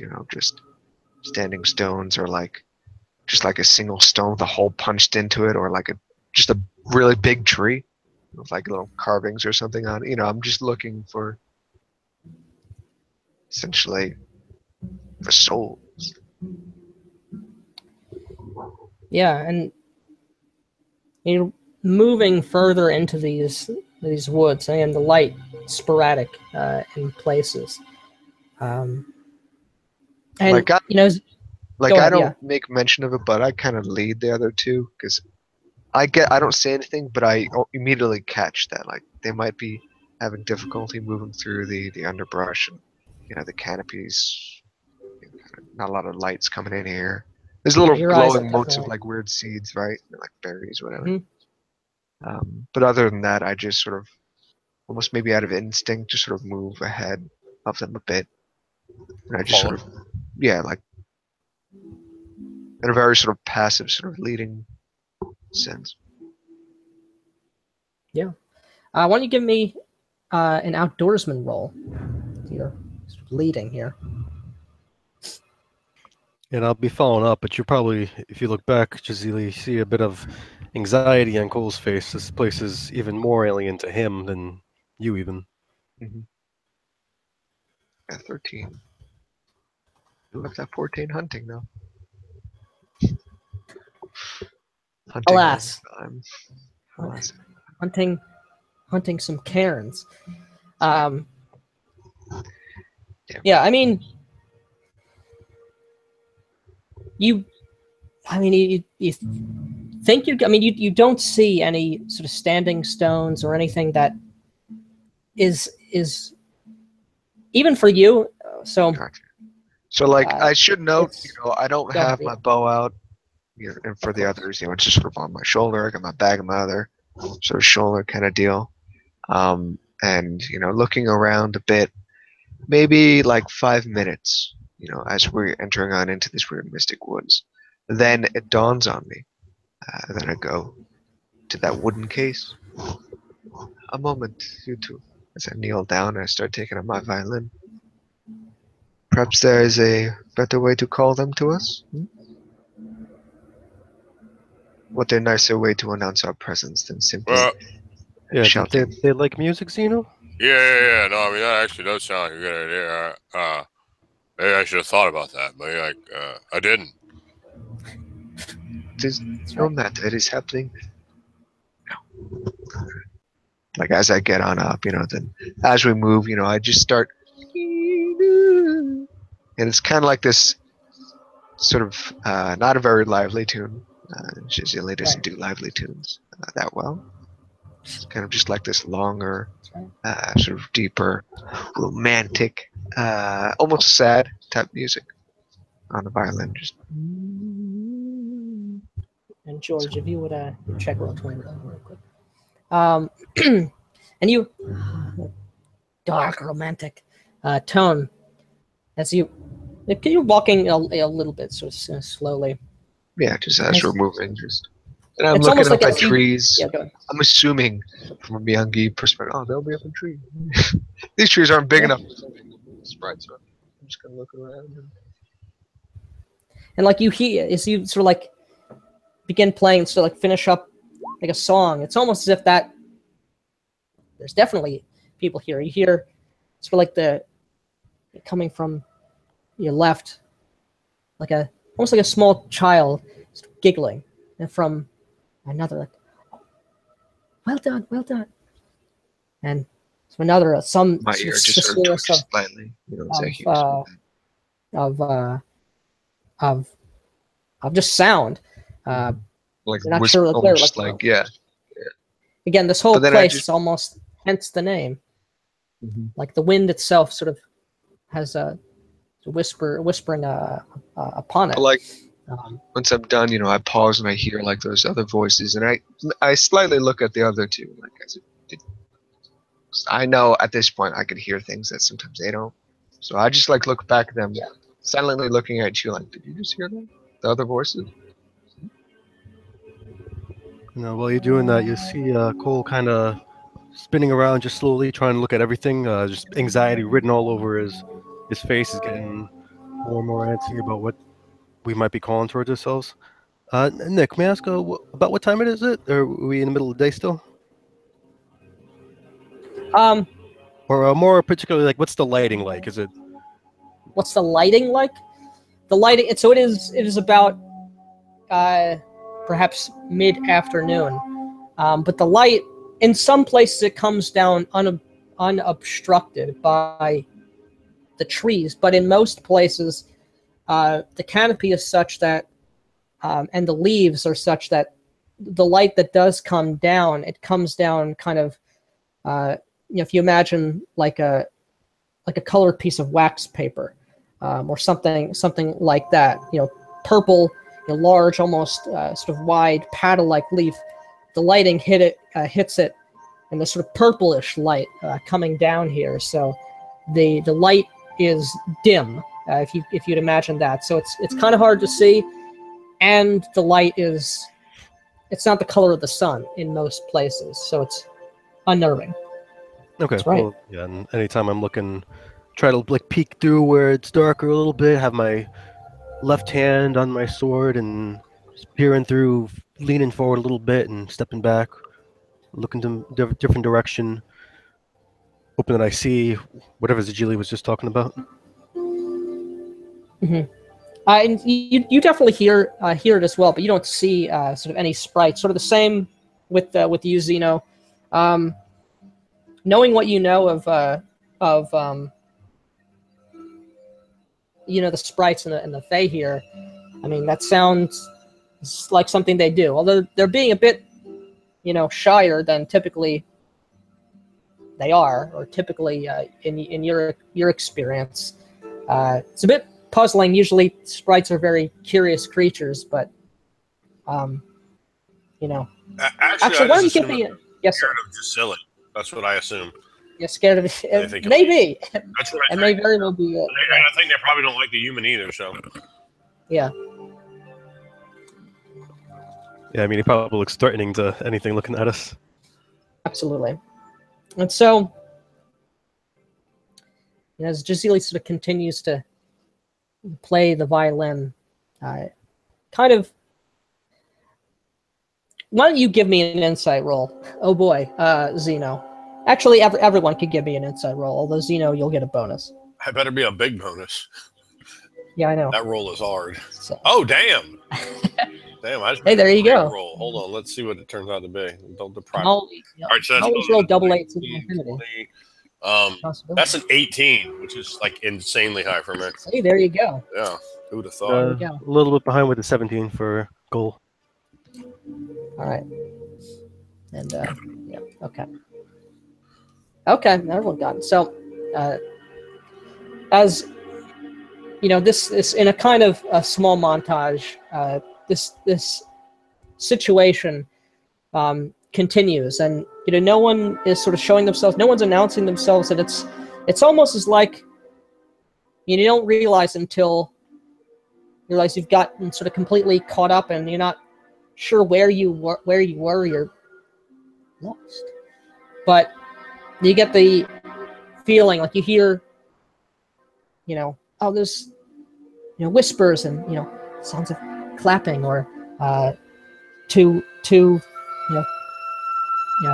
voices sort of whispering to each other, as if having a conversation, as if gossiping about you that you don't know.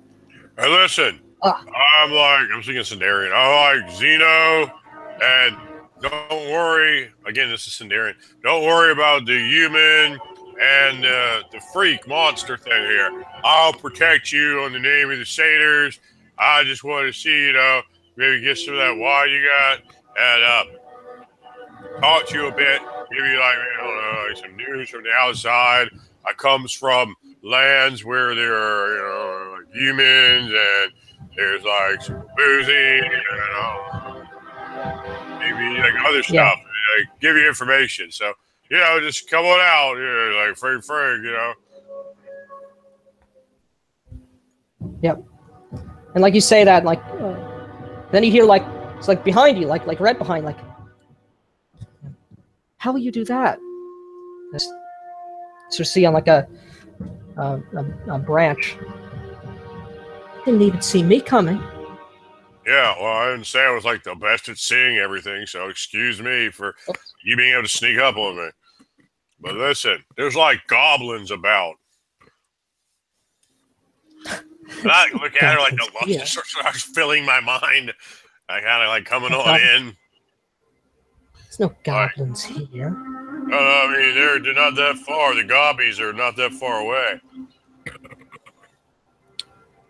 He's right. We saw a fresh kill of theirs not too long ago. I'm sure they'd be against you. Don't worry about that. And she just has this big sort of childlike grin. They don't come here. The gobbies. I mean, the humans have been driving them from the blue sand land, and I think they're headed this way. We saw them in the woods, I think so. We saw them. They tried before. But how are you so sure that they wouldn't come into these woods? We would know. They make such a noise. Such a noise. They smell awful. Just like you. You smell terrible. Who are you? What are you doing? I told you smell terrible.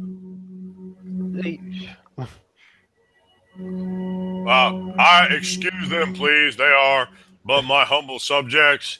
I am on a mission to speak with like a bunch of other satyr, like Sir Maddox, and I'm trying to figure out exactly where he is now.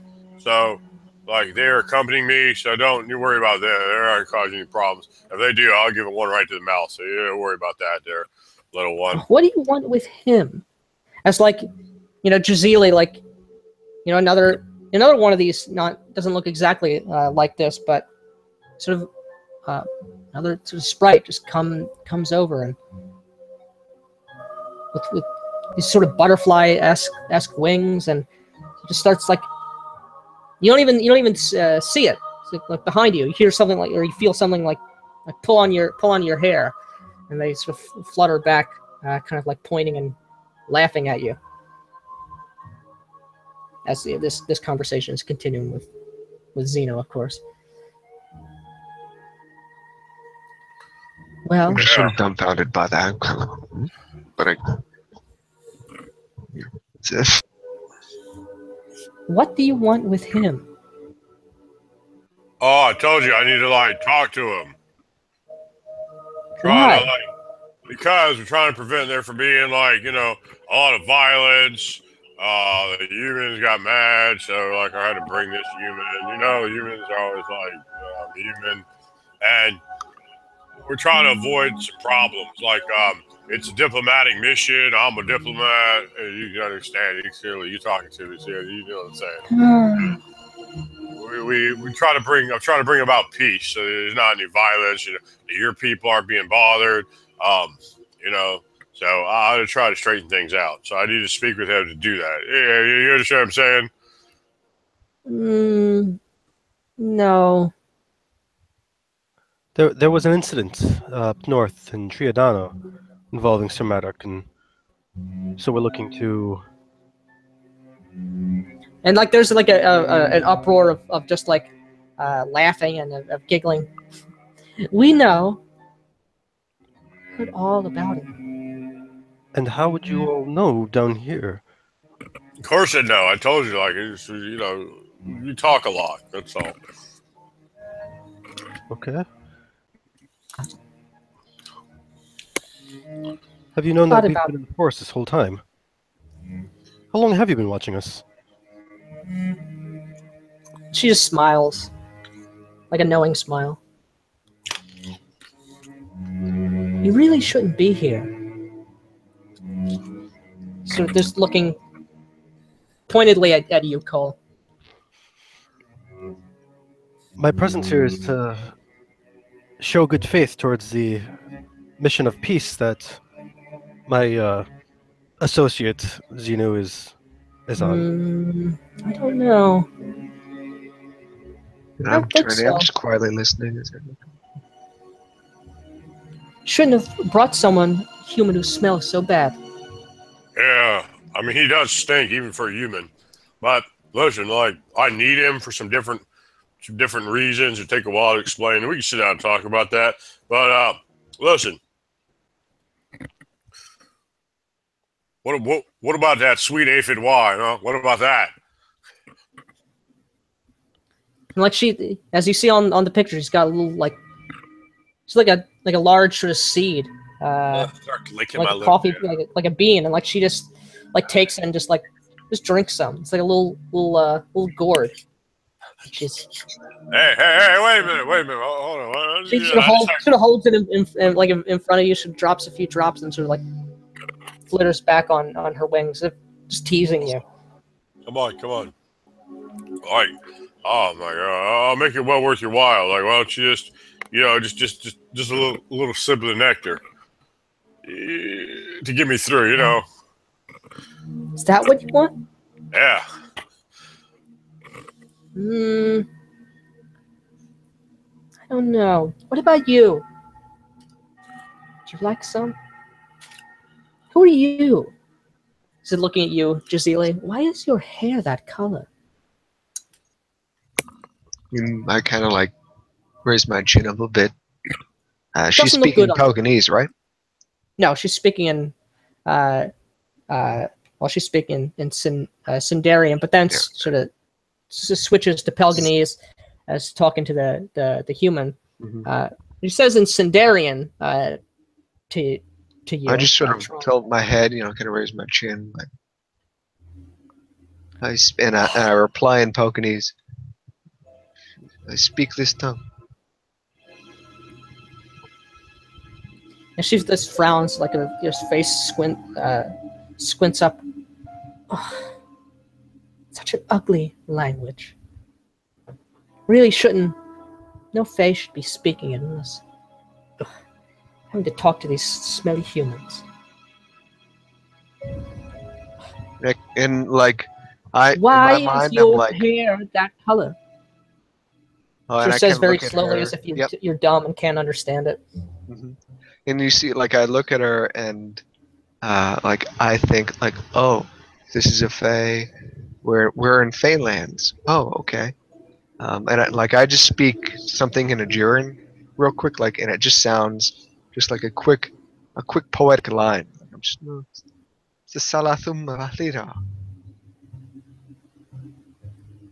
Like another sort of sprite sort of flies over and sort of whispers into her ear. That strange, almost childlike, like giggling. Sort of again. I make like that gesture to her, kind of like, not like, what? It's more just like a. What about this language? And she sort of continues in Pelganese, obviously, perhaps not speaking that tongue.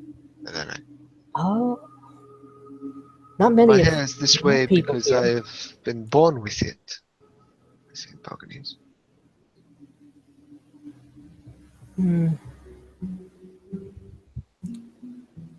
We are here looking for. Yes, Sir Maddox. It's what your friend keeps saying on and on and on and on and on about Sir Maddox. Well, he's not here. Important manner. He's not Why? here.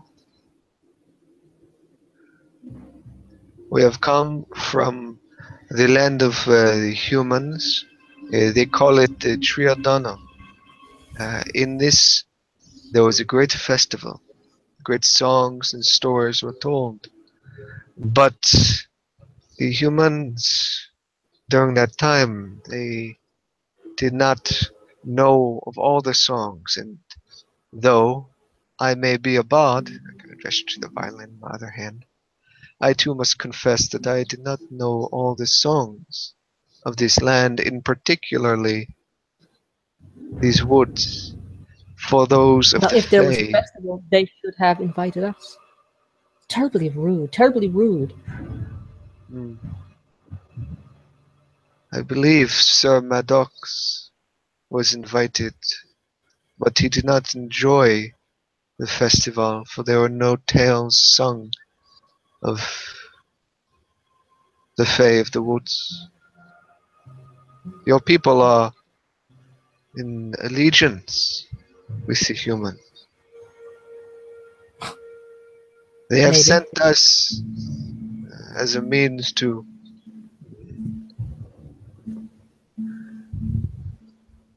they simply did not know.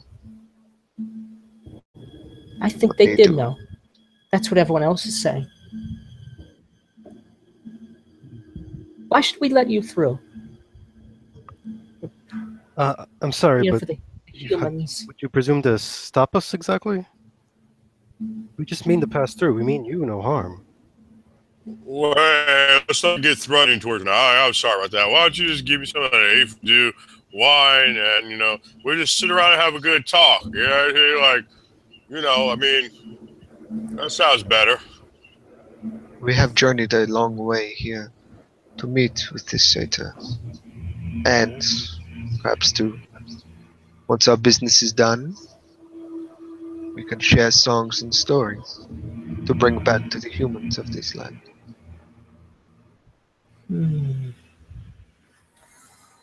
Well, I could tell you what somatics is. I could let you through, but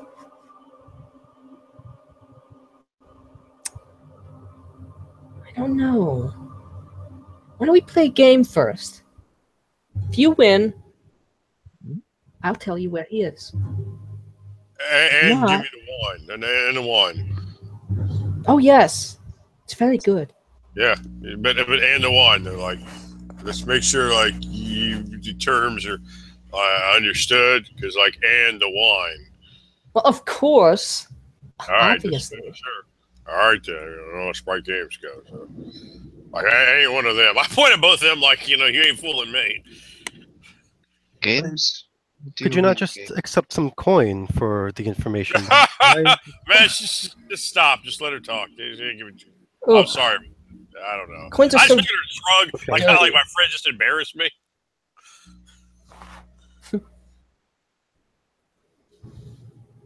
Well,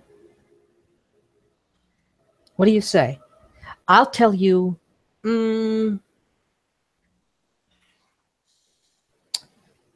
What about a riddle? What about a riddle?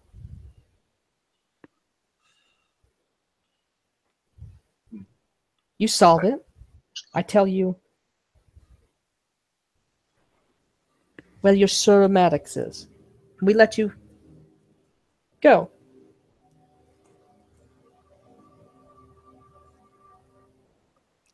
And if we lose? Well,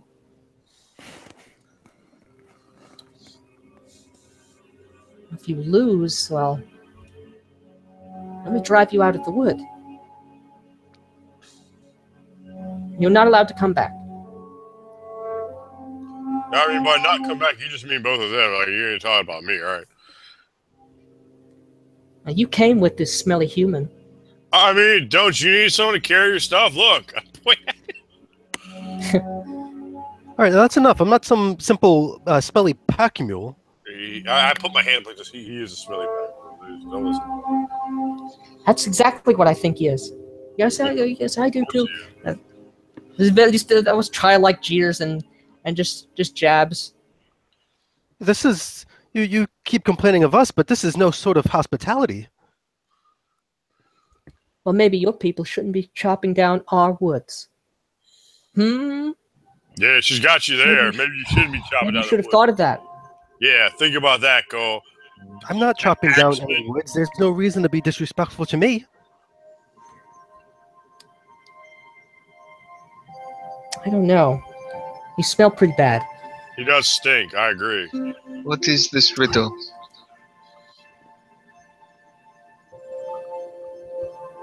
The riddle you speak of. What is it? I am curious. So you all agree then? Like, I look obviously very eager, like almost like mystified by like just this scene. Her eyes are sort of lit up, like it's excited, like ready to. Listen. How about this? We make the human play, and if he loses, you can have his clothes and beat him with sticks.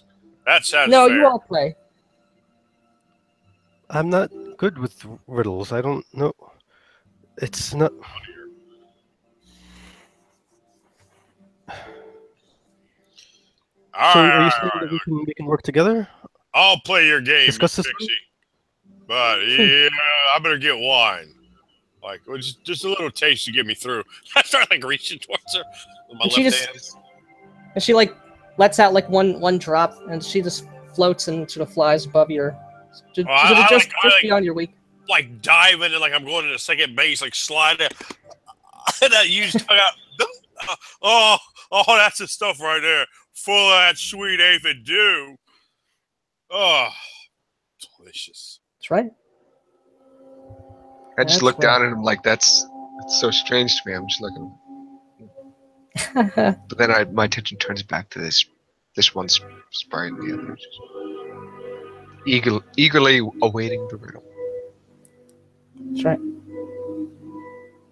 Right.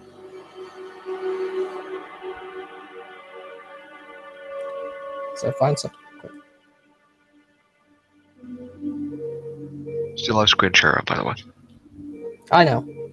Okay, just right. She's talking to you. She and other sprites are obviously. There's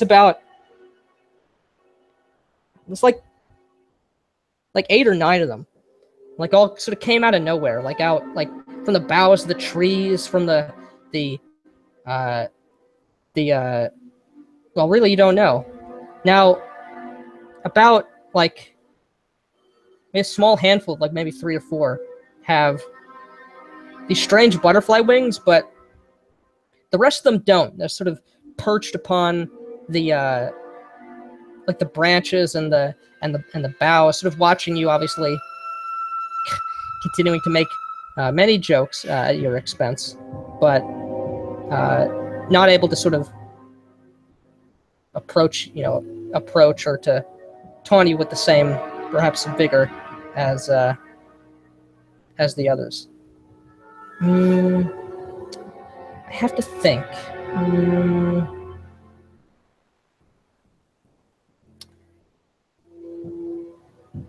Okay.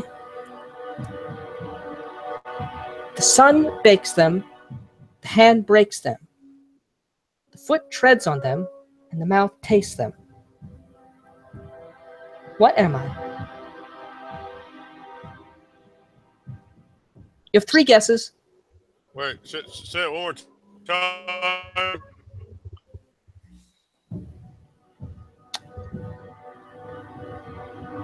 I will try to find it again. I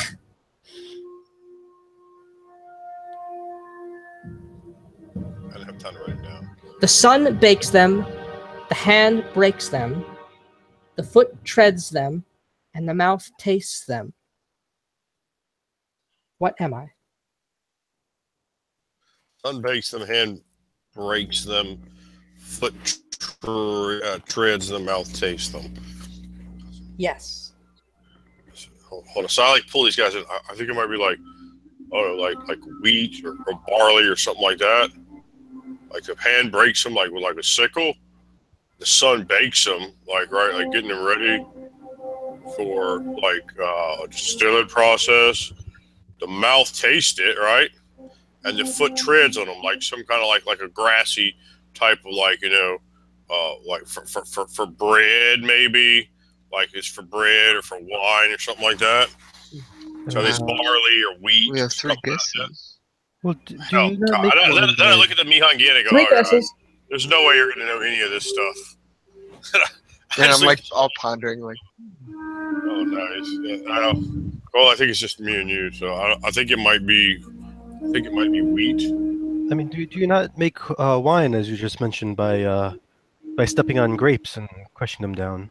Yeah, but I mean, I don't know. I mean, I think it's like a sickle, like hand breaks, like a sickle, like harvesting. Oh. I took that as picking and ticking off. Could be a grape. There's a foot treads on grapes and a big. Yeah, let's go with grapes. I mean, I've seen them in the big buckets with the staters stepping down to crush them to make. Fine wine. So good. We could also go with we could go with wheat though, if that's not right. Will you go with grapes? I mean, she said we got 3 guesses, so I know. Let's try. I can guess grape. You're all right, silly. I know you don't know anything. I'm just pondering them. I think Yeah. grapes is. All right, there, little pixie princess. I'm gonna say grapes. And like everyone claps. That's right. And I You got it. a little goat dance. Like I'm taken aback, like like you start dancing. I'm like, well, I look around, kind of like surprised, and then, I'm actually decent at dancer too. and then I like clap a little bit, like we did it. Yes. There you go, Cole. One more. Huh? Another. Yes, another. No. You got Yes, one. another. Yes. Hey, I thought we had a deal. wine. Give me wine. That's what I care about. One more, and we will tell you We'll take you. We'll take you to Sir Maddox. You might need our help. It's very... well, you might be all right. She's looking to you, Jazili. But you... obviously looking to Cole. I don't know. I can take care of myself. I'm sorry, I don't see how you might be able to help me. As your... Well, we could show you the way past... Well, better not say. I told you you're okay when you make deals with sprites. Now look, either way I get the wine, like let me get some wine now. I had enough of this. Thank you. And I come like she throws down her whole like gourd, which is it's the size of like a grape. Take it. Oh, the tiniest bit. That's it right there. All right. Yes or no? One more and we let you go, or one more and we take you. Yes. One more. Yes. Hold on. Wait. I'll make the decisions here. What do we lose? Sorry. Hold on. You understand? You know how to deal with them. Like she's crafty. You're crafty, aren't you? You know it too. Yeah, you do. She's not. Yeah, look at her pixie pants. Damn right, I'm fucking crafty. Look, that's right, pixie pants. Like, you need to understand. You need to let me know exactly what do we lose if we lose this round, because you're going to take us there, try to smooth things over for us if we win. And I mean, I like the idea of you coming with us. I mean, God, look at you. You're beautiful. All right. I was just going to say it. Put it out there, see what it's thinking. But what do we lose if we lose?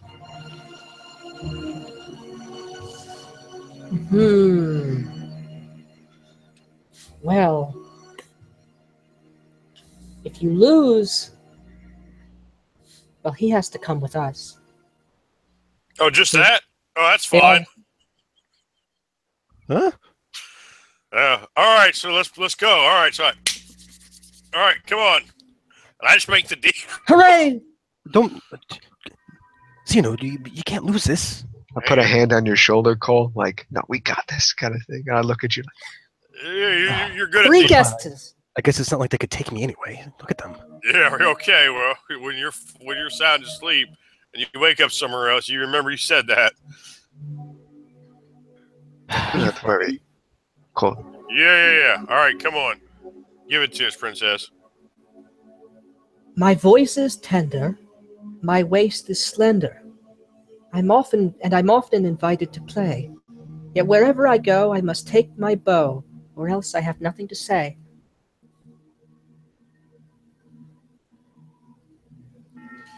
Okay, my voice is tender, my waist is slender, and I'm often invited to play wherever I go. Wherever I go, what's the rest of it? I must take my bow, or else I have nothing to say. I just turn to those. It's an arrow. As I turn to the others. Hey, you can get this one. I say to you, looking at you, just silly. I know it too. And then I turn back, like, not like really smiling, but like obviously enjoying this. An arrow. That is what you are. What? Nope. Wrong. 2 more guesses. No. I reach over and I grab your instrument and I hold it up. It's this. It's this. How did you not get that? It's clearly this. Be careful. What is it? Be careful. And what is that? The violin. It is. Yes, it is. And I kind of look at the sprites like, really? Is this?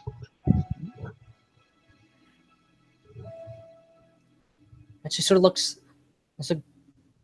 down and sort of looks away like, And then turns back like, that's right, you did it! That's right, I'm the riddle master. As all the sprites begin dancing, as the sprites with wings sort of begin flying in a strange synchronized pattern as if they're dancing in the air. I try to snatch the violin from you as you dance. I'm like, oh, please, don't. Oh, yeah, as you start coming for it, I go, oh yeah, I forgot. Just let you have I like it. Give you room while you're dancing. I'm like, oh. just silly. How did you not get that? Like it's everything in your entire life. Like you know everything about it. Like she asked you like that, and you didn't get it. You thought it was an arrow. But people do not give these riddles like this. This is new to me. Yeah. All right. Well, hers people do. She's you know. Yes, you should stay here. You shouldn't go back out there. Stay here.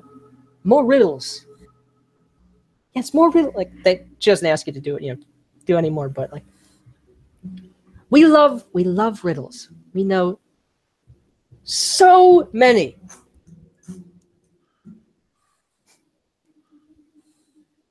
You will take us to some Maddox, though. Huh? Oh, all right. Perhaps after we have some more riddles, huh? It's like a ride, like turns, like eyes sparkling with mischief. And yeah, yes, they keep asking you riddles that no strings attached, at least for the moment. As you begin sort of wandering and walking through. I like pondering really hard on it. Each time they ask a new one, but I never really quite get it. Yeah. Now, we said we'd take you, and we will. But can't just go to somatics like that. Told you.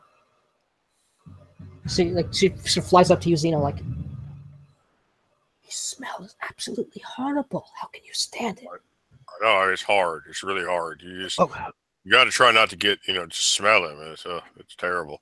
I kind of shudder. You know what? Fine. If you'd like, you could lead us to a river or creek. I can try to wash myself to your satisfaction. You just can't wash that off. No, but we can cover it. Cover it. You like put some like perfume on him. You just nod. Yeah. Go ahead. I give you my permission. Your permission? It's not Xenu. I mean, come on, man. I mean, I've had enough. What is perfume? I'm also sick of hearing they're complaining. Fine. Yes. You'll see in a minute. You'll see. Oh, it's wonderful. It smells to me, Jazili. I'm like my next crane, like I'm kind of interested in it. It's like I'm really concerned. You continue to walk, and then, like, from nowhere, Cole, you sort of feel like someone just splashes a bunch of water on you, or a bunch of something. It's getting you wet. And then like more, some people throwing these strange, almost like balloons of just scented water, and just the sounds of just childish laughter all around. This is the funniest thing ever, and it's just so much just perfume and just scented oils. More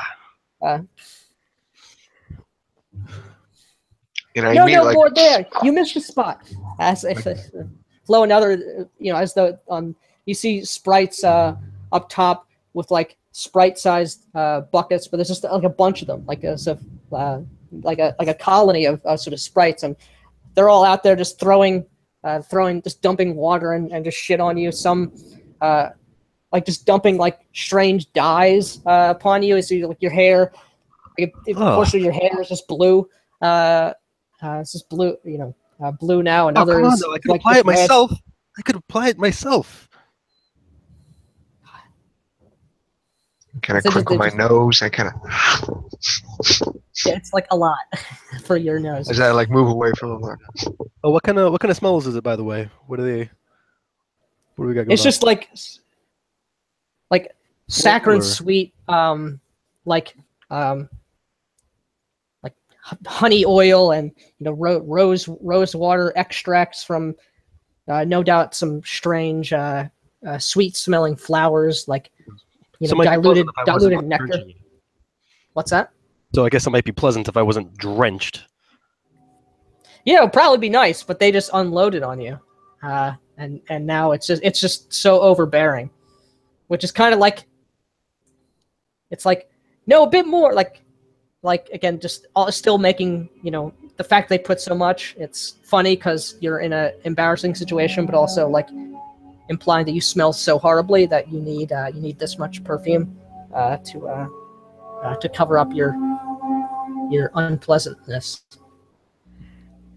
As you're just drenched, there's bits of like dust and pigments, colored pollens. You just been hazed. Yeah, I just stand there, kind of just putting it down, just letting it drip off me a little bit, and I just shake a little bit and try to wipe it. Eventually, I just put down my my pack and start trying to dry myself up with just my sleeping bag. So yeah, I roll that a little bit, try to get it out of my face. What are these colors? Why are you dyeing me? It's not necessary. They just don't answer. I'm trying to make you more appealing. Appealing to whom? Yeah. I mean to them. I mean everyone's doing it. No, they're just having a laugh. This is cruel. They certainly are. If you've ever seen anyone like in that, well, yeah, Holy Day festival, like in India, just throwing dyes, and by the end you're just covered in strange colors. That's kind of what Cole looks like right now. Are you okay, Cole? I'm fine. Just kind of covering my nose a bit. Oh boy, that's a lot. I suppose this will last a while. Let us hope. Is this good? Yes. I kind of look up at the other sprite. Yeah, are you cool? I suppose that's enough. For now. No. You'll show us to some medics now. Of course. But we could go now, or... Well, we did say we'd have a party first. We did? Did they say the party? I look at you, Zeno. Did they say the party? Yeah, we sure did. A party first. Zeno just wants to drink. Yep. Well, and I kind of like put my arm around you. Oh, you do smell better. I don't just want to drink. I look over at some of the Sprite girls.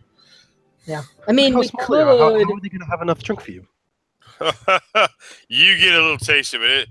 There's a weird sort of size dynamic changing. It's pretty wonderful. Just trust me. I mean, there's plenty of satyrs out there that got Sprite mamas, if you know what I mean. We are. This is very important for both of your peoples. We will have a party after our duties are done. Take us now. We have played your games. They have been fun, and it's just looking like stick in the mud. Like this is what I have to deal all the time. I don't get drunk, Don't have fun with the sprites, This is what happens. The world outside is so boring. So, I can't even bear to think about it. Well, Jazili, you really should stay here in the woods. It's where you belong, Why would you want to be out there anyway with all those humans and fire people and whatever else is out there? Goblins. I remain silent, but I just kind of look down to my feet as we're moving. I don't really give an answer. If you don't want to have the party, I suppose we can not have it, but... I mean, we are here on a mission of peace, and I suppose if that's what we wish, then... Jazili, would you not agree that we should respect their, I don't know, cultural practices of partying? Is our mission so time-sensitive? Yes. We must make sure that your Sir Maddox does not wallow in hatred. Well, I mean, it's not that sensitive. Because I don't want to, like, wallow in boredom, right? Am I right? Am I right, Sprite Girls? Come on, back me up. You will have Like your they're drink on. soon enough, Zeno. Have some patience. Patience, how dare you? I just can't look at you. Yeah. I turn to the other sprites, and I'd like gesture, like, go. Okay, very well. As they just sort of flutter off and sort of fly, and you see, like, those that are flying sort of pick up, snatch up those sort of tiny little sprite lanterns, and you see these almost like little will-o-wisps, sort of hovering lights as they pass into the distance. As now, the light growing sort of ever dimmer, and you see there's some. It gets sort of very, very dark, and then almost to the point of just being unable to really see it all for Zeno and Cole especially. But one by one, these trees and the other strange growths here, once the sun sets, emitting a strange bioluminescence and sort of very strange and very beautiful in an exotic, very alien fashion, kind of way. Again, in those pale blues and purples, and like pinks as well, adding that strange coloration back to the landscape here, as they sort of flutter off and lighting the way for you to follow. As all the way, you still hear those whispers, and occasionally, like, you get like little jokes or jabs or sort of jabbing remarks.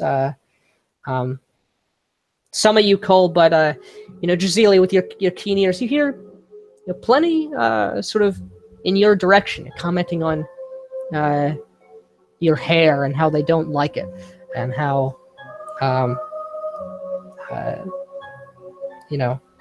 just this people just sort of nitpicking like your personality, like your demeanor, like the way you walk, like it's not just these sort of simple things, but it's like, you know what I mean? It's those little, like, pushing those buttons, and you can never sort of tell where it's coming from. You hear it, like, it's come from this way, it's come from this way. Just here and there as sort of this continues. That does not happen as much for you, Zeno. You definitely get teased a bit. A few these sort of sprites sort of holding out a bit more of those tiny little gourds of aphid honey wine, and like oh, and then they sort of like give it to you, or they'll put it like a drop down like over you, just to see your reaction, to see what I rush for it, but at the same time, I'm definitely going to be a little bit cool. This is my area. I do have the forte. My diplomacy for Faye. I'm gonna be working. I'm probably working the Sprite Girls. Love the Sprite Girls. So I'm gonna get that due miss morning freshness. You understand what I'm saying? So yeah, I'm gonna work them. I'm gonna flirt with them. I'm gonna get what I need to get got. Get what I need to get got. But as the scene in the montage, this sort of happens until you. Oh. And you have sort of no idea where you're going. You're totally you're weaving and sort of moving through this dark, strange, bioluminescent forest with the whispering winds. But then you find yourself almost as if like out of nowhere. You didn't see it, and then now you're here. Oh, this is a community. This is you see tents set up, multicolored, of sort of dyed silks. Again, like lanterns, sort of more humanoids, human-sized, hanging from boughs of trees, and a multitude of satyrs, or say of siren sizes as well, like stars in the sky. Not that those exist, but that is what it sort of looks like here. In this place, no standing stones or anything that you'd perhaps expect as a meeting place, Jazili, but very much like Zeno had indicated, a kind of like a traveling caravan almost, or like a gypsy wagon of see a bunch of satyrs and sprites, a few see 2 ducksits, maybe about 3 dozen people sort of in this this sort of place, and like, oh, it's like there's already some like little celebration going on here, but sort of lead you here. All right, well, wait here, and we will go tell Sir Maddox that you need to speak to him about something. I don't know, but he will come and he will. Well, I guess unless he doesn't want to, but you came all this way. I'm sure he'll be so eager to see you. I just look up at her and I don't say anything.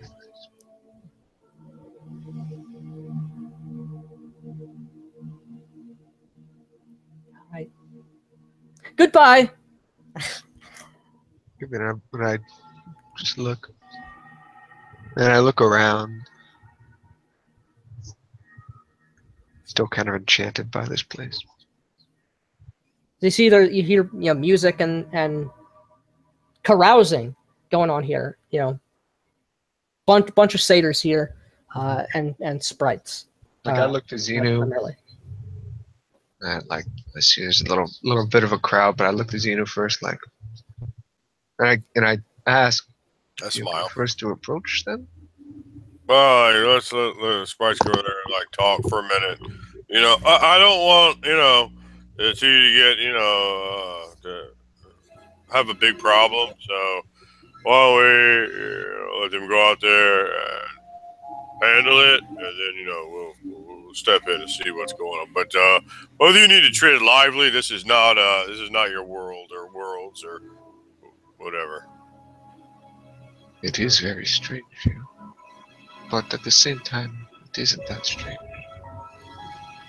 This is pretty strange. We'll take your lead here, Xenu. But surely it is not beautiful? Oh? I mean, sure, but it's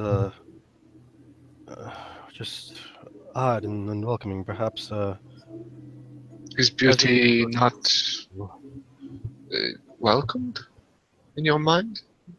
It sure is. It's just these people, the trees overhead blocking out most of what's above. Although I'm sure at night it's nice to not have to look at the eyes of Ahriman. I kind of like look away from you a bit when you say that. I look back at you. Perhaps that is a good thing for these people. I don't know how they would handle such things. There's a lightness here I've never felt before. Yeah. And there's banners and bits of sort of artistry just being, as if there isn't really a care in the world here, as I look around just at the scenery again. As you sort of look about, it's clear. Yeah, it's clear there's like games being played, not like more like capital G games, like contests and sort of of that matter, not just like.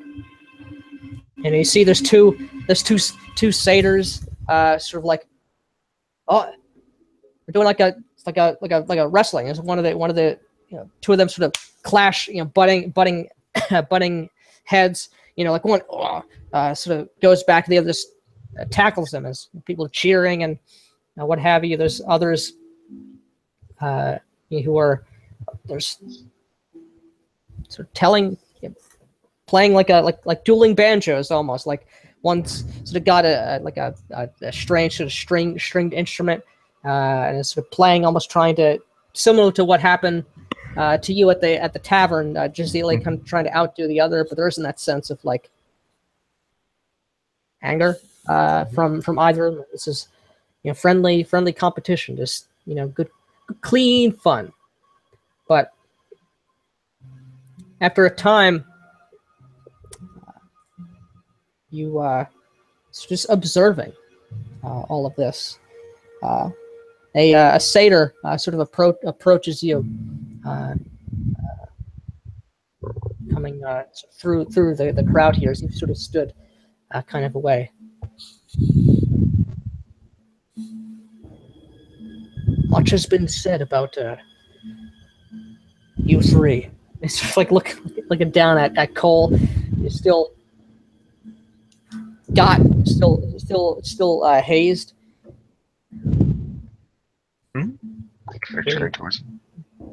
You traveled far to get here. We have. Well, come on now. The whole place, the whole grove is talking all about it. Even Sir Maddox can't ignore you anymore. So Yeah. come along now. You know I will. I know you will. You're right, I will. What are they talking about, Cole? Hey! I don't know. That's You don't take that time with me. What do they say that they are willing to do? Are they challenging each other? I don't know. That's right. I don't know. Maybe it's some sort of mating ritual or something. I don't know. It's weird when they. The two over there, I think they were trying to mate, but they crashed their heads together. Yeah, it must be more of a fight, perhaps. Interesting. Interesting, but it must be a bit of a headache. Glad I haven't grappled with any one of those boys. Hey, you. You need to take us to Sir Maddox now. If you don't, I'll take this belt off and beat your hide. It's like he's like eyes wide as if like, yeah, like that's like that machismo, like, yeah, like I just want to do that. Like I just want to fight. Just want to. You want to go? But just want to butt heads. With me, little man, mono, in mono, I'll give you the back of my hand. Well, there's always time for a bit of fun. Come on now. So well, look. Say around in the. If you want to go, the clearing now. If you want to go, I give you the first hit, and by that, I mean that hit is going to be you smacking the ground. All right then. I like it's like totally in on it, and just like he's taking you slowly to the. I just start running somewhere. right at him. Oh, Helen, what about this? You just start I leap back fighting like, each other. huh? He just charges the other one like, oh. Yeah, I mean, Huh? You just roll damage. There's no defense roll. That's the aim. No one's trying to get out of this. should they? God damn right. So yeah, I'm just rushing at him, trying to pound him, trying to take out frustration for all the tricks the sprites have been playing on me. I had to be with know, this right? human and a people eater and that pompous human that collected wine bottles in the bushes. He's a weirdo, and now it's time for someone to pay the price. That's right. And what's your damage on it? Just out of curiosity, on your headbutt deal, your horns. My damage is 705. All right, so I mean, you don't take him down in sort of one deal. He's surprisingly sturdy. He's like low to the ground. He's like a thick built satyr, but yeah, he's sort of like reveling in it. But I'm going to let you sort of describe. I just run at him. and I leap through the air, slamming my horns right into his satyr gouye, if you will, making the gouye ripple and jiggle and undulate as is his custom from after being headbutted, just slamming it powerfully back, causing the spit to fly forth from his mouth. His eyes are open and shut from the trauma of 252 pounds of satyr fury. And he's sort of like, oh, feels like he sort of does the same thing, sort of charging into you, although you're far more sort of sturdily built. And this sort of continues for like. I definitely sell for it. Oh God! Yeah. Oh, and when he does that, I slam on the back and grab the back and just rake the back with my nails. You take that, you little goof. Is this some sort of satyr diplomacy? No, it's too damn right, this is satyr diplomacy. As he's selling just for it as as well, sort of like he sort of falls back, clutching the back, and sort of like using those goat legs to sort of hop and to like. Just, as he does that, instead of doing the smart thing and pressing the attack and beating him, I turn around, even turning my back halfway to him. I just put my hand up. Yeah, that's right. Xeno, giving him an unwise advantage. That's right. As the whole big portion of the crowd is just happy to see this strange satyr ritual. I'm really off to these sprite girls, particularly. Like, yeah, I'm the satyr you want. Damn right. As he gets to his hooves and just springboards just right into your bread basket. Well, probably in the back, then, isn't it? Like probably your back is to him. Then yeah, absolutely. So I fly forward, taking a big face of dirt, just boom right over. My goat legs flying back, my head busting on the ground. Oh God, yeah. Oh God, oh. I'm like all stunned and confused, and I'm looking out the Cole like, and I start reaching for Cole. Oh no, what's going on? And he grabs you. He grabs you by the arm and puts those hooves against your face and against your shoulder and starts getting you in the armbar. And the anguish is on my face, the horrible anguish. Look like I'm about to give it in. I go, Cole, quick! And I reach my hand out towards you. Come on, man! Don't you know anything about satyr wrestling? And I actually respond pretty quickly. I throw off my bag and just take off my shield and try and just charge right into him. What are you doing, man? You got a tag! I just ignore that. I don't know what's going on here. Maybe my leg isn't going in, but yeah, I just shield slam. Him as he goes sprawling off. Oh, what was that? That's not how it's done. Cool, man, you didn't even make the tag. I'm sorry. What do you mean? Sitting up like, Cole, what's wrong with you? And I look at the other satyr like he should now, verbally abuse Cole as well. Well, I don't understand. I thought I did good, but no, you didn't do good. You're supposed to reach in and hand-to-hand contact. Then I go out, you come in, and you fight him, and he knows that. And I don't know how you. Come on now. Oh, okay. So here, and I reach out my human hand. might know that. It's too late now, Cole. It's too late. And I look at the other satyr, just like, I'm sorry, man. I don't know the fuck wrong with you. And I just like he just roared the party, and I look at him and shake my head like, oh God, I can't. Guys, I didn't know. Are you hurt? And I walk off. No, I'm not hurt.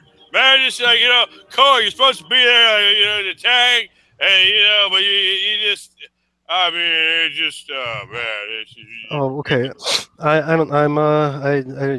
didn't understand. Are you okay, Sir Satyr? He's just like, He's clearly fine. Just throwing a bit of a hissy fit. That is I go off in a huff. Strange. Yeah.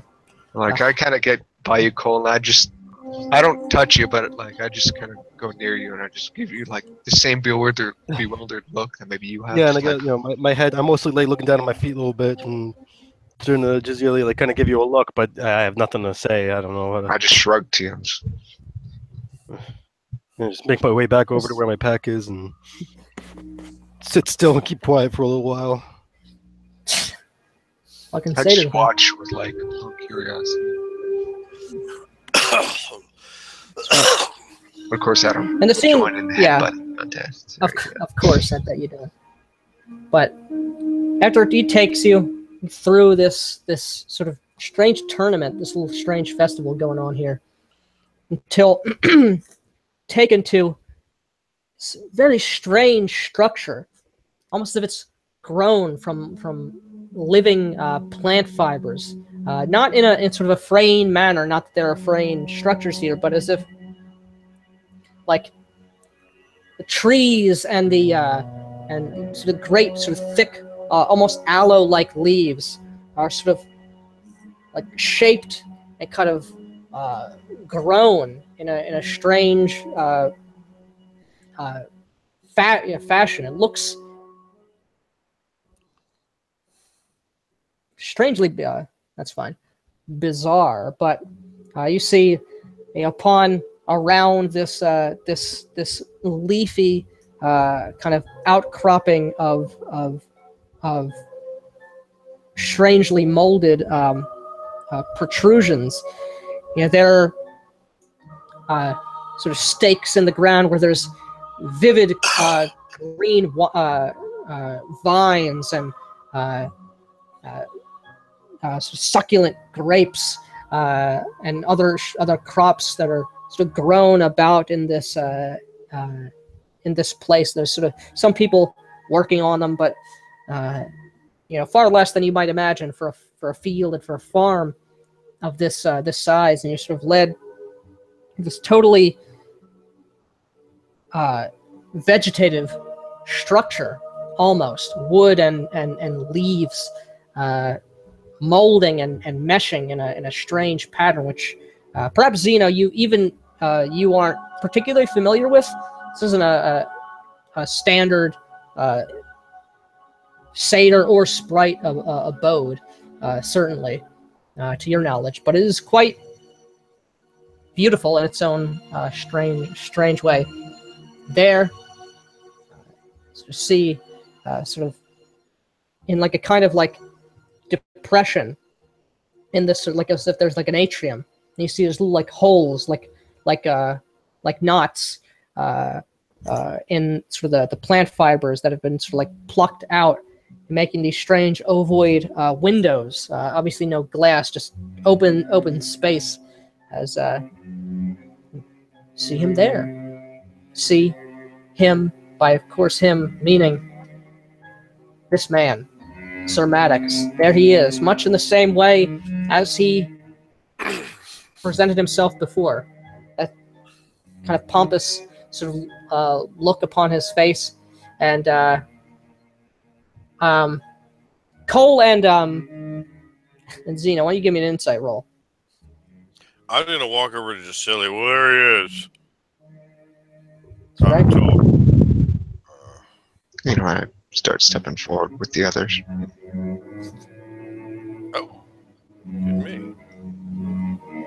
Oh, wait a minute. No, okay. Damn, that sucks too.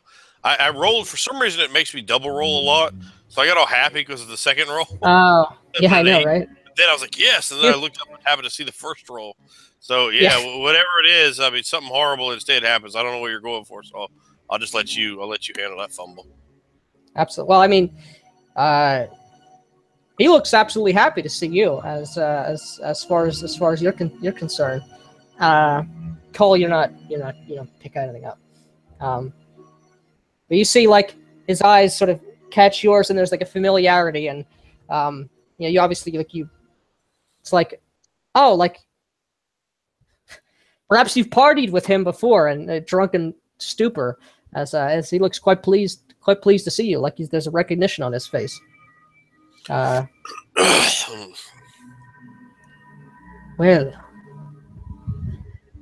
I admit I had not expected anyone from Triadano to heed the call. Not, of course, that I left any call to be heeded, but perhaps we should look down at you, Cole.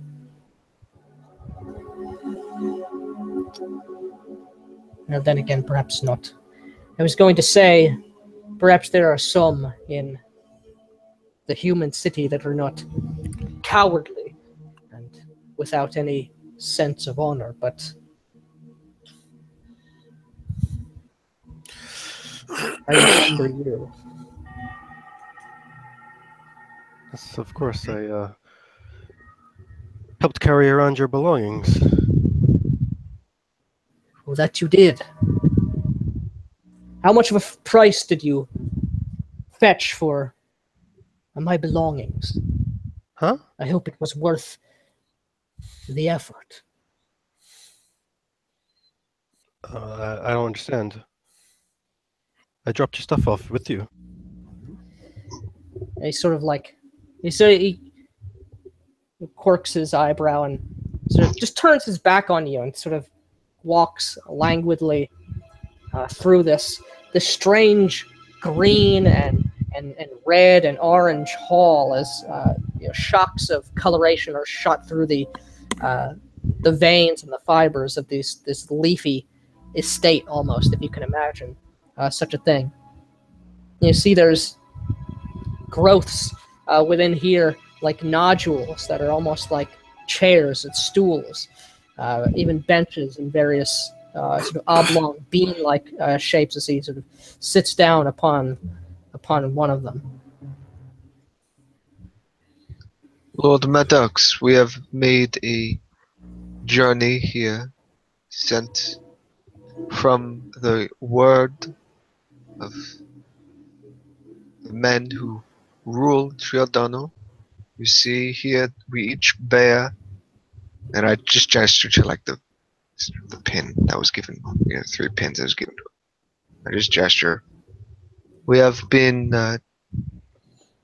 of our own will tasked to come here to alleviate any wrongdoings that may have happened upon your stay during the festival. The lords of Triodano wish to personally say they're sorry for their ignorance and singing no songs of your well-doings.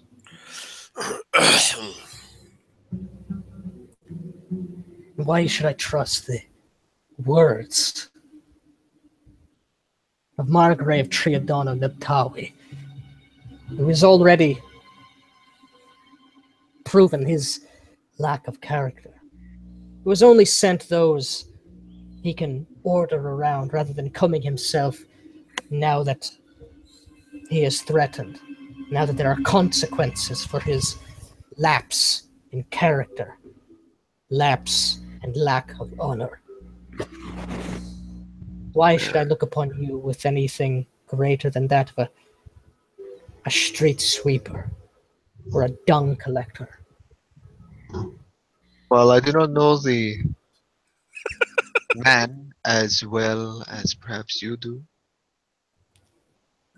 You can see, surely, before you, that the 3 of us have journeyed here in unison the many days that has taken to come yes, to the for wood. what price, I wonder? What reason are you truly here for?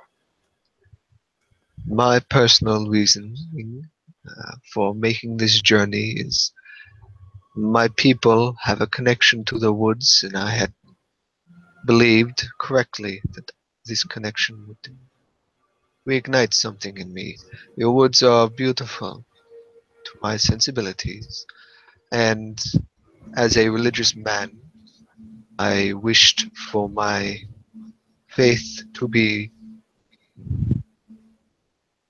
favored in his lands, for it was not when I was there. No temple, no shrine to be built in my name, no. Simply his word. As for the other 2 companions here, I'll let them speak for themselves for their reasoning, why they have made this journey. I mean, they just asked me to come because I'm a satyr, and they figured, they'd probably be rascals and have a satyr with them, but Yeah, you can wrestle him either way. It's fine by me. But you know, I mean, I just wanted to come back home, see some satyrs, see some sprites, just enjoy what's going on. Maybe give you guys a little bit of words from the outside world, get some of that amphid do. You know, that's just what I'm doing here in life. I just wanted to help. I've traveled with these two before. Seemed a noble cause to try to bring peace. Surely you wouldn't want a sort of conflict that might be bad for everyone involved.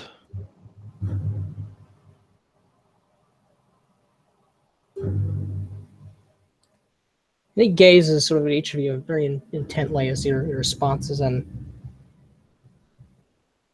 Jazili, at the mention of your faith, you see his eyes sort of flash a kind of amber coloration. He sort of squints down a bit at you. His nose sort of sniffing in, recoiling ever so slightly, perhaps breathing in that overly sweet piling on upon perfumes and other oils upon coal.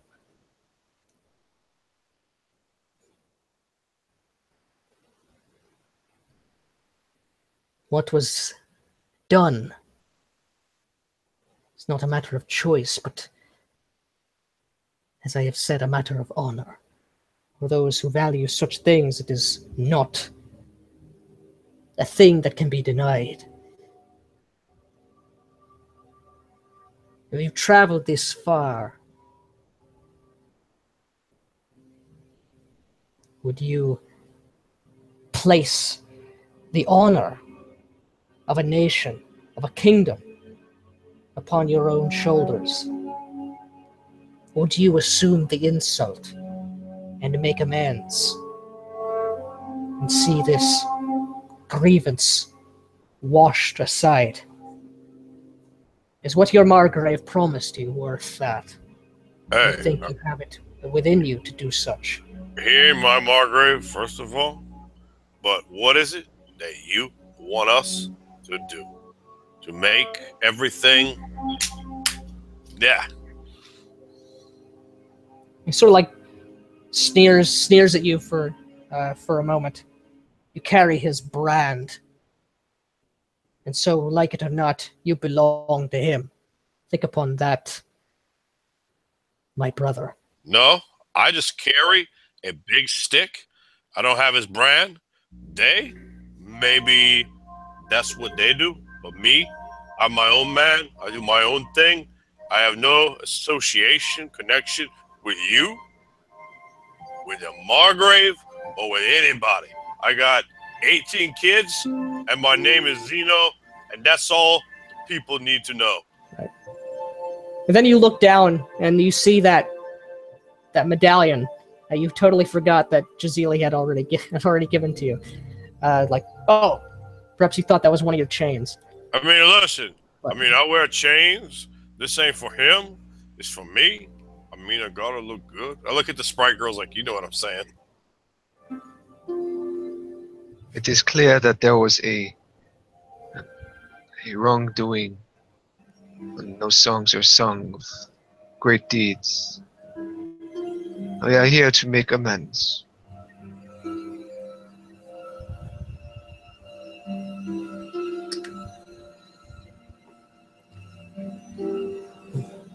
What have you to say of all this, human? Of all three, I am surprised that it is the Fae who speak so the highest of your homeland.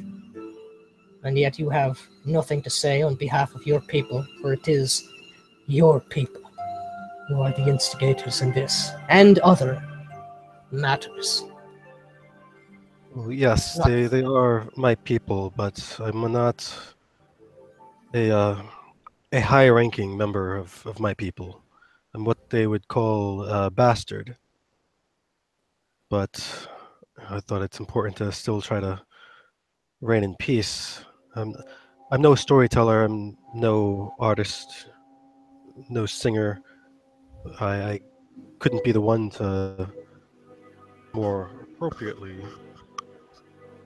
I cannot say I could apologize on my people's behalf altogether, but whatever it is you might wish us to do, I can use what little influence I have to convince them.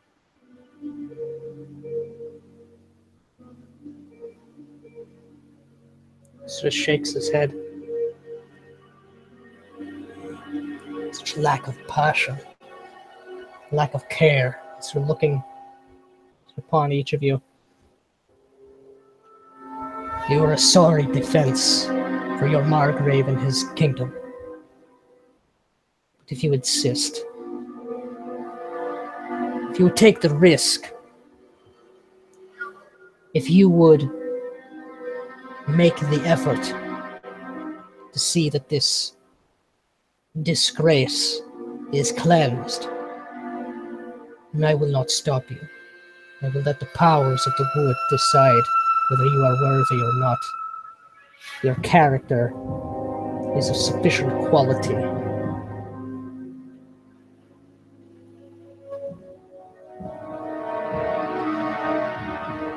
A day's journey from this grove, there is an ancient place, older, perhaps some even whisper than the wood themselves, a place sacred to those of us. He looks to you, to the two Fae, who still care to follow the old ways, who still remember our heritage, and that what these lands were like before the coming of others.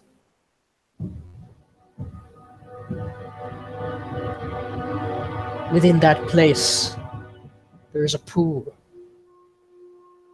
waters of pure memory reside within that place. Drink from the well. Bring, as he gestures to clearly a ceremonial stone or ceramic vase or some container.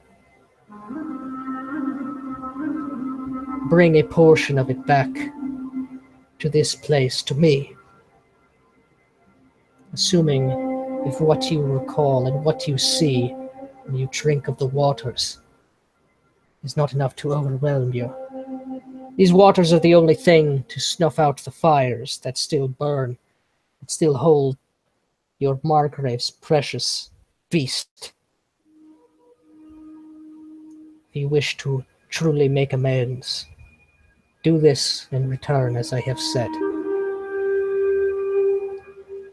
You will remember, you will witness those old things, those old tales that your human ruler has so conveniently forgotten, of the sacrifices of the wood. And you will see again the moments in your own hearts which perhaps you may have desired to forget yourselves. You can face that darkest portion of you, and you can survive, your mind intact, the recollection of what once was in a time much different than this.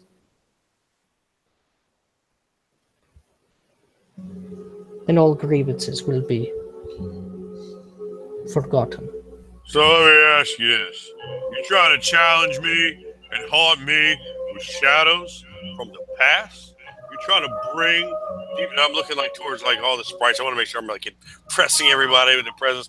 You want to try to imprison me with my own weakness, to use my vice against me, to bring all the shadows that loom down from the tall trees? against me with your sinister ways? Bring me to the bad of the fey, of the dream, of the nightmare?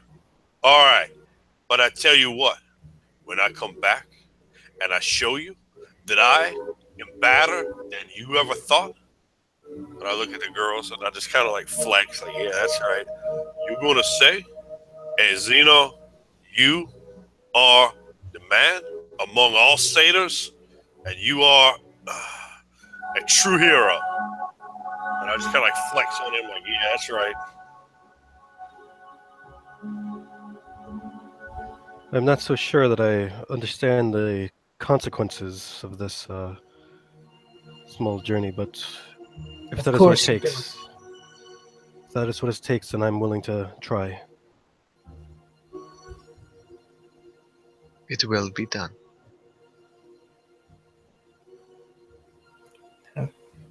Let us hope that your eagerness and lack of caution serves you well.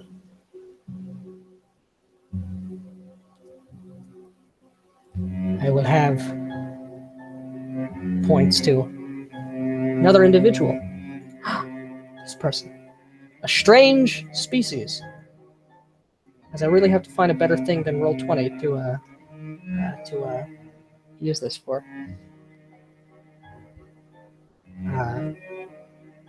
Standing sort of at attention, well, not at attention, but standing in this sort of not congregation, but court in a strange way. She will show you the way.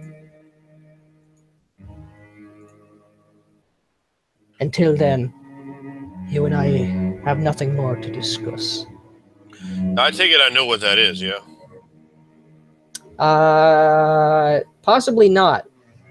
Give me a... Really? Yeah.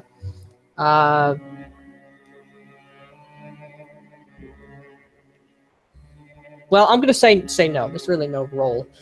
You do or you don't. I do or I don't. You do or you don't. Or I don't. That's right. I very And formally bow to the man as we're dismissed.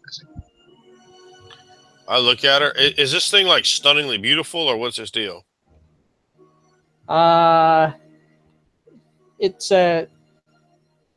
much like this building, this structure, if you want to call it that. This is a feminine figure, about perhaps just under 5 feet tall. That seems to be not made of flesh, but of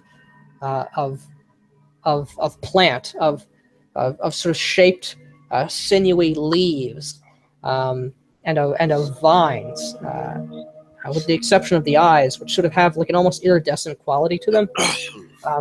Not a nymph, nothing, like that. I thought it was supposed to be a Maynard picture, so that's. This is not a Maynard, although perhaps. Yeah, this is not a Maynard though.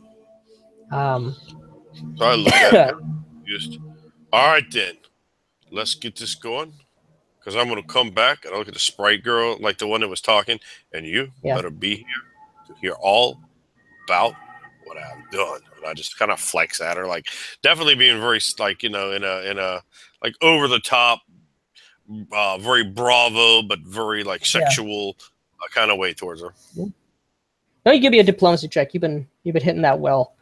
I've been trying to do it. Forte and Faye will apply here. Yeah, so my diplomacy is at 4. Okay, so that's gonna be 14, 19. Really? Wow. Really okay, nice. So it definitely she's smiling, and definitely you can sense, because you're a satyr, you've done this many times. Oh yes. You definitely sense some attraction there, and some receptiveness to your numerous advances. Let's see if truly you return the hero or not. Well, I will now. And with that prize. And as the scene fades, as you are disperse from this this strange estate of pure foliage back into the strange bioluminescent forest of whispering quality. Is at this point we will go to soliloquies. Having been granted a second task in order to accomplish the first task. See how this works?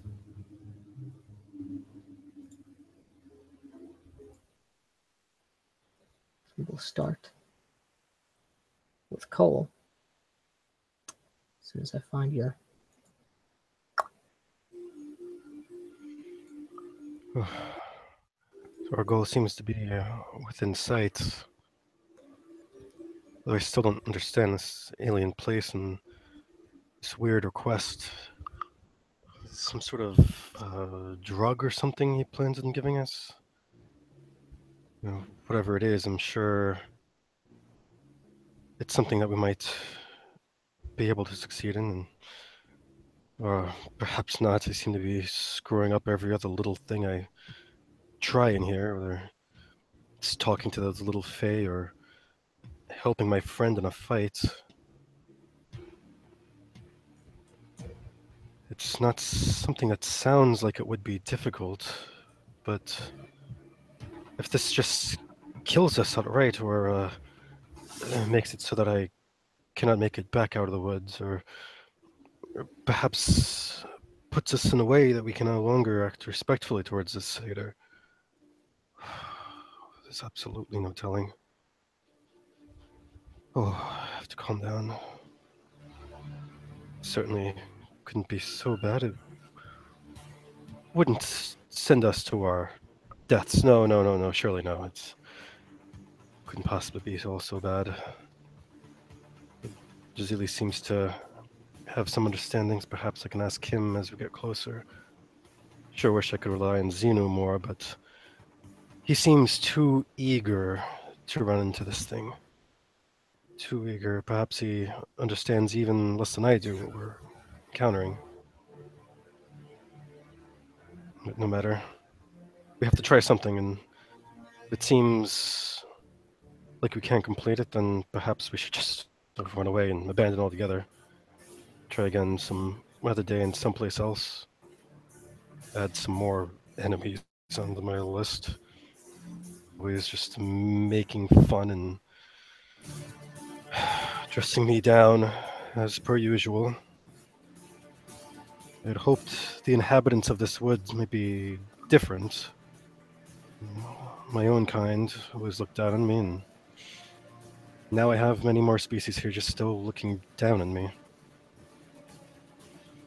Although, should I succeed here, that might make all the difference.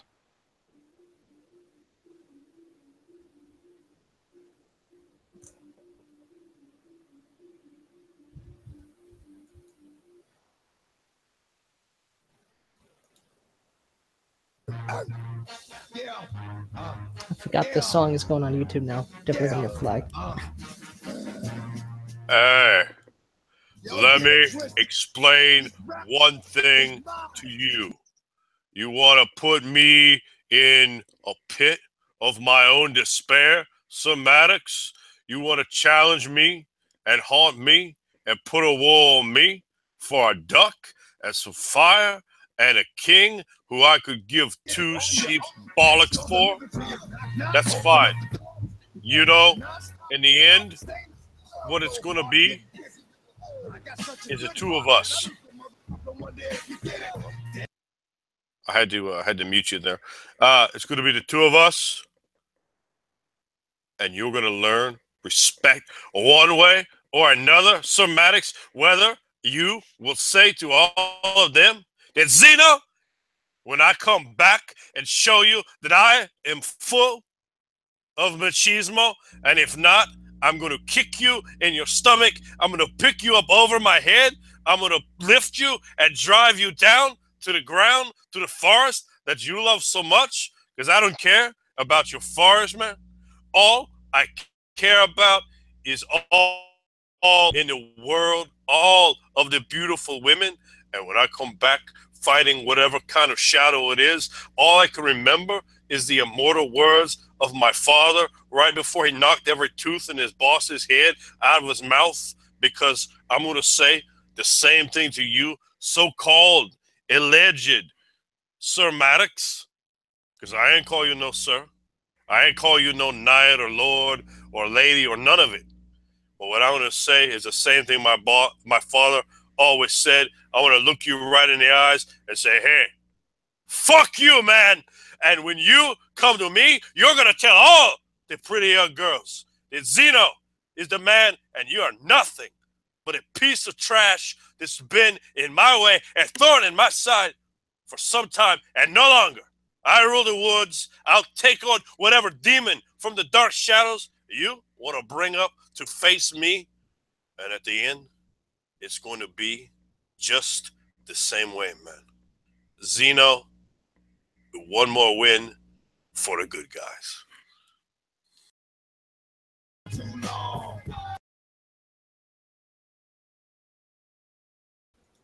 Okay.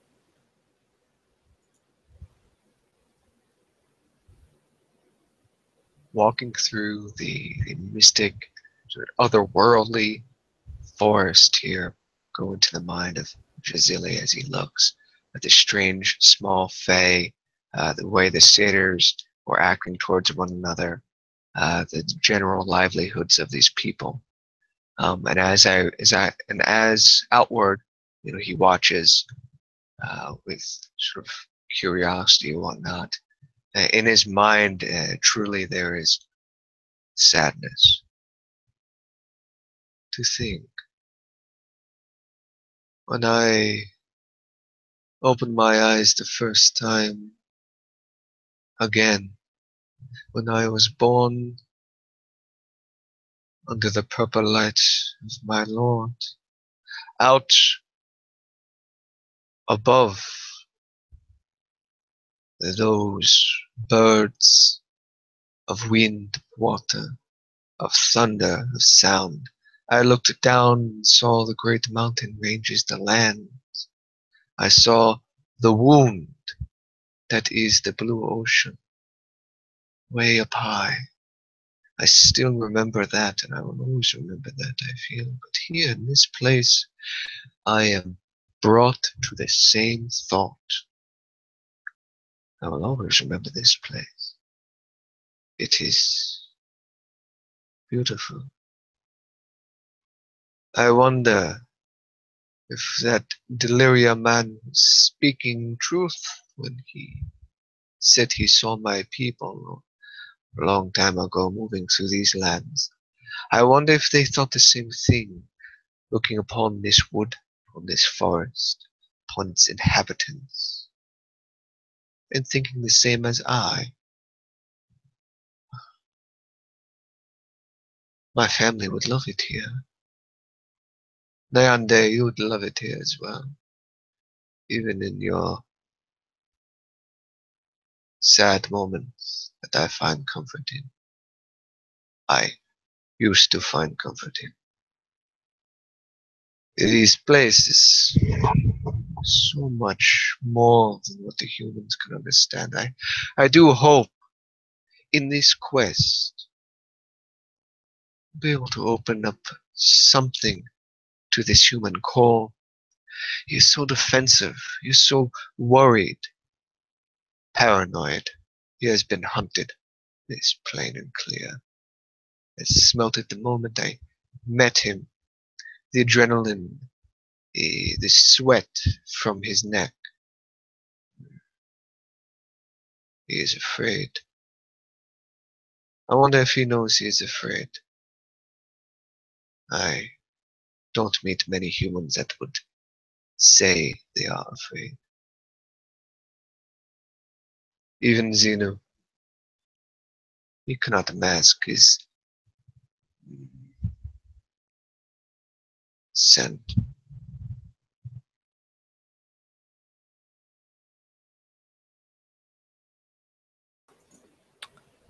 All right. Thank you for that. And thank you all for joining in, watching Session 3 of oaths and promises. Tune in next time. See what happens, what they might find, what they might remember deeper in the Whispering Woods. Good night.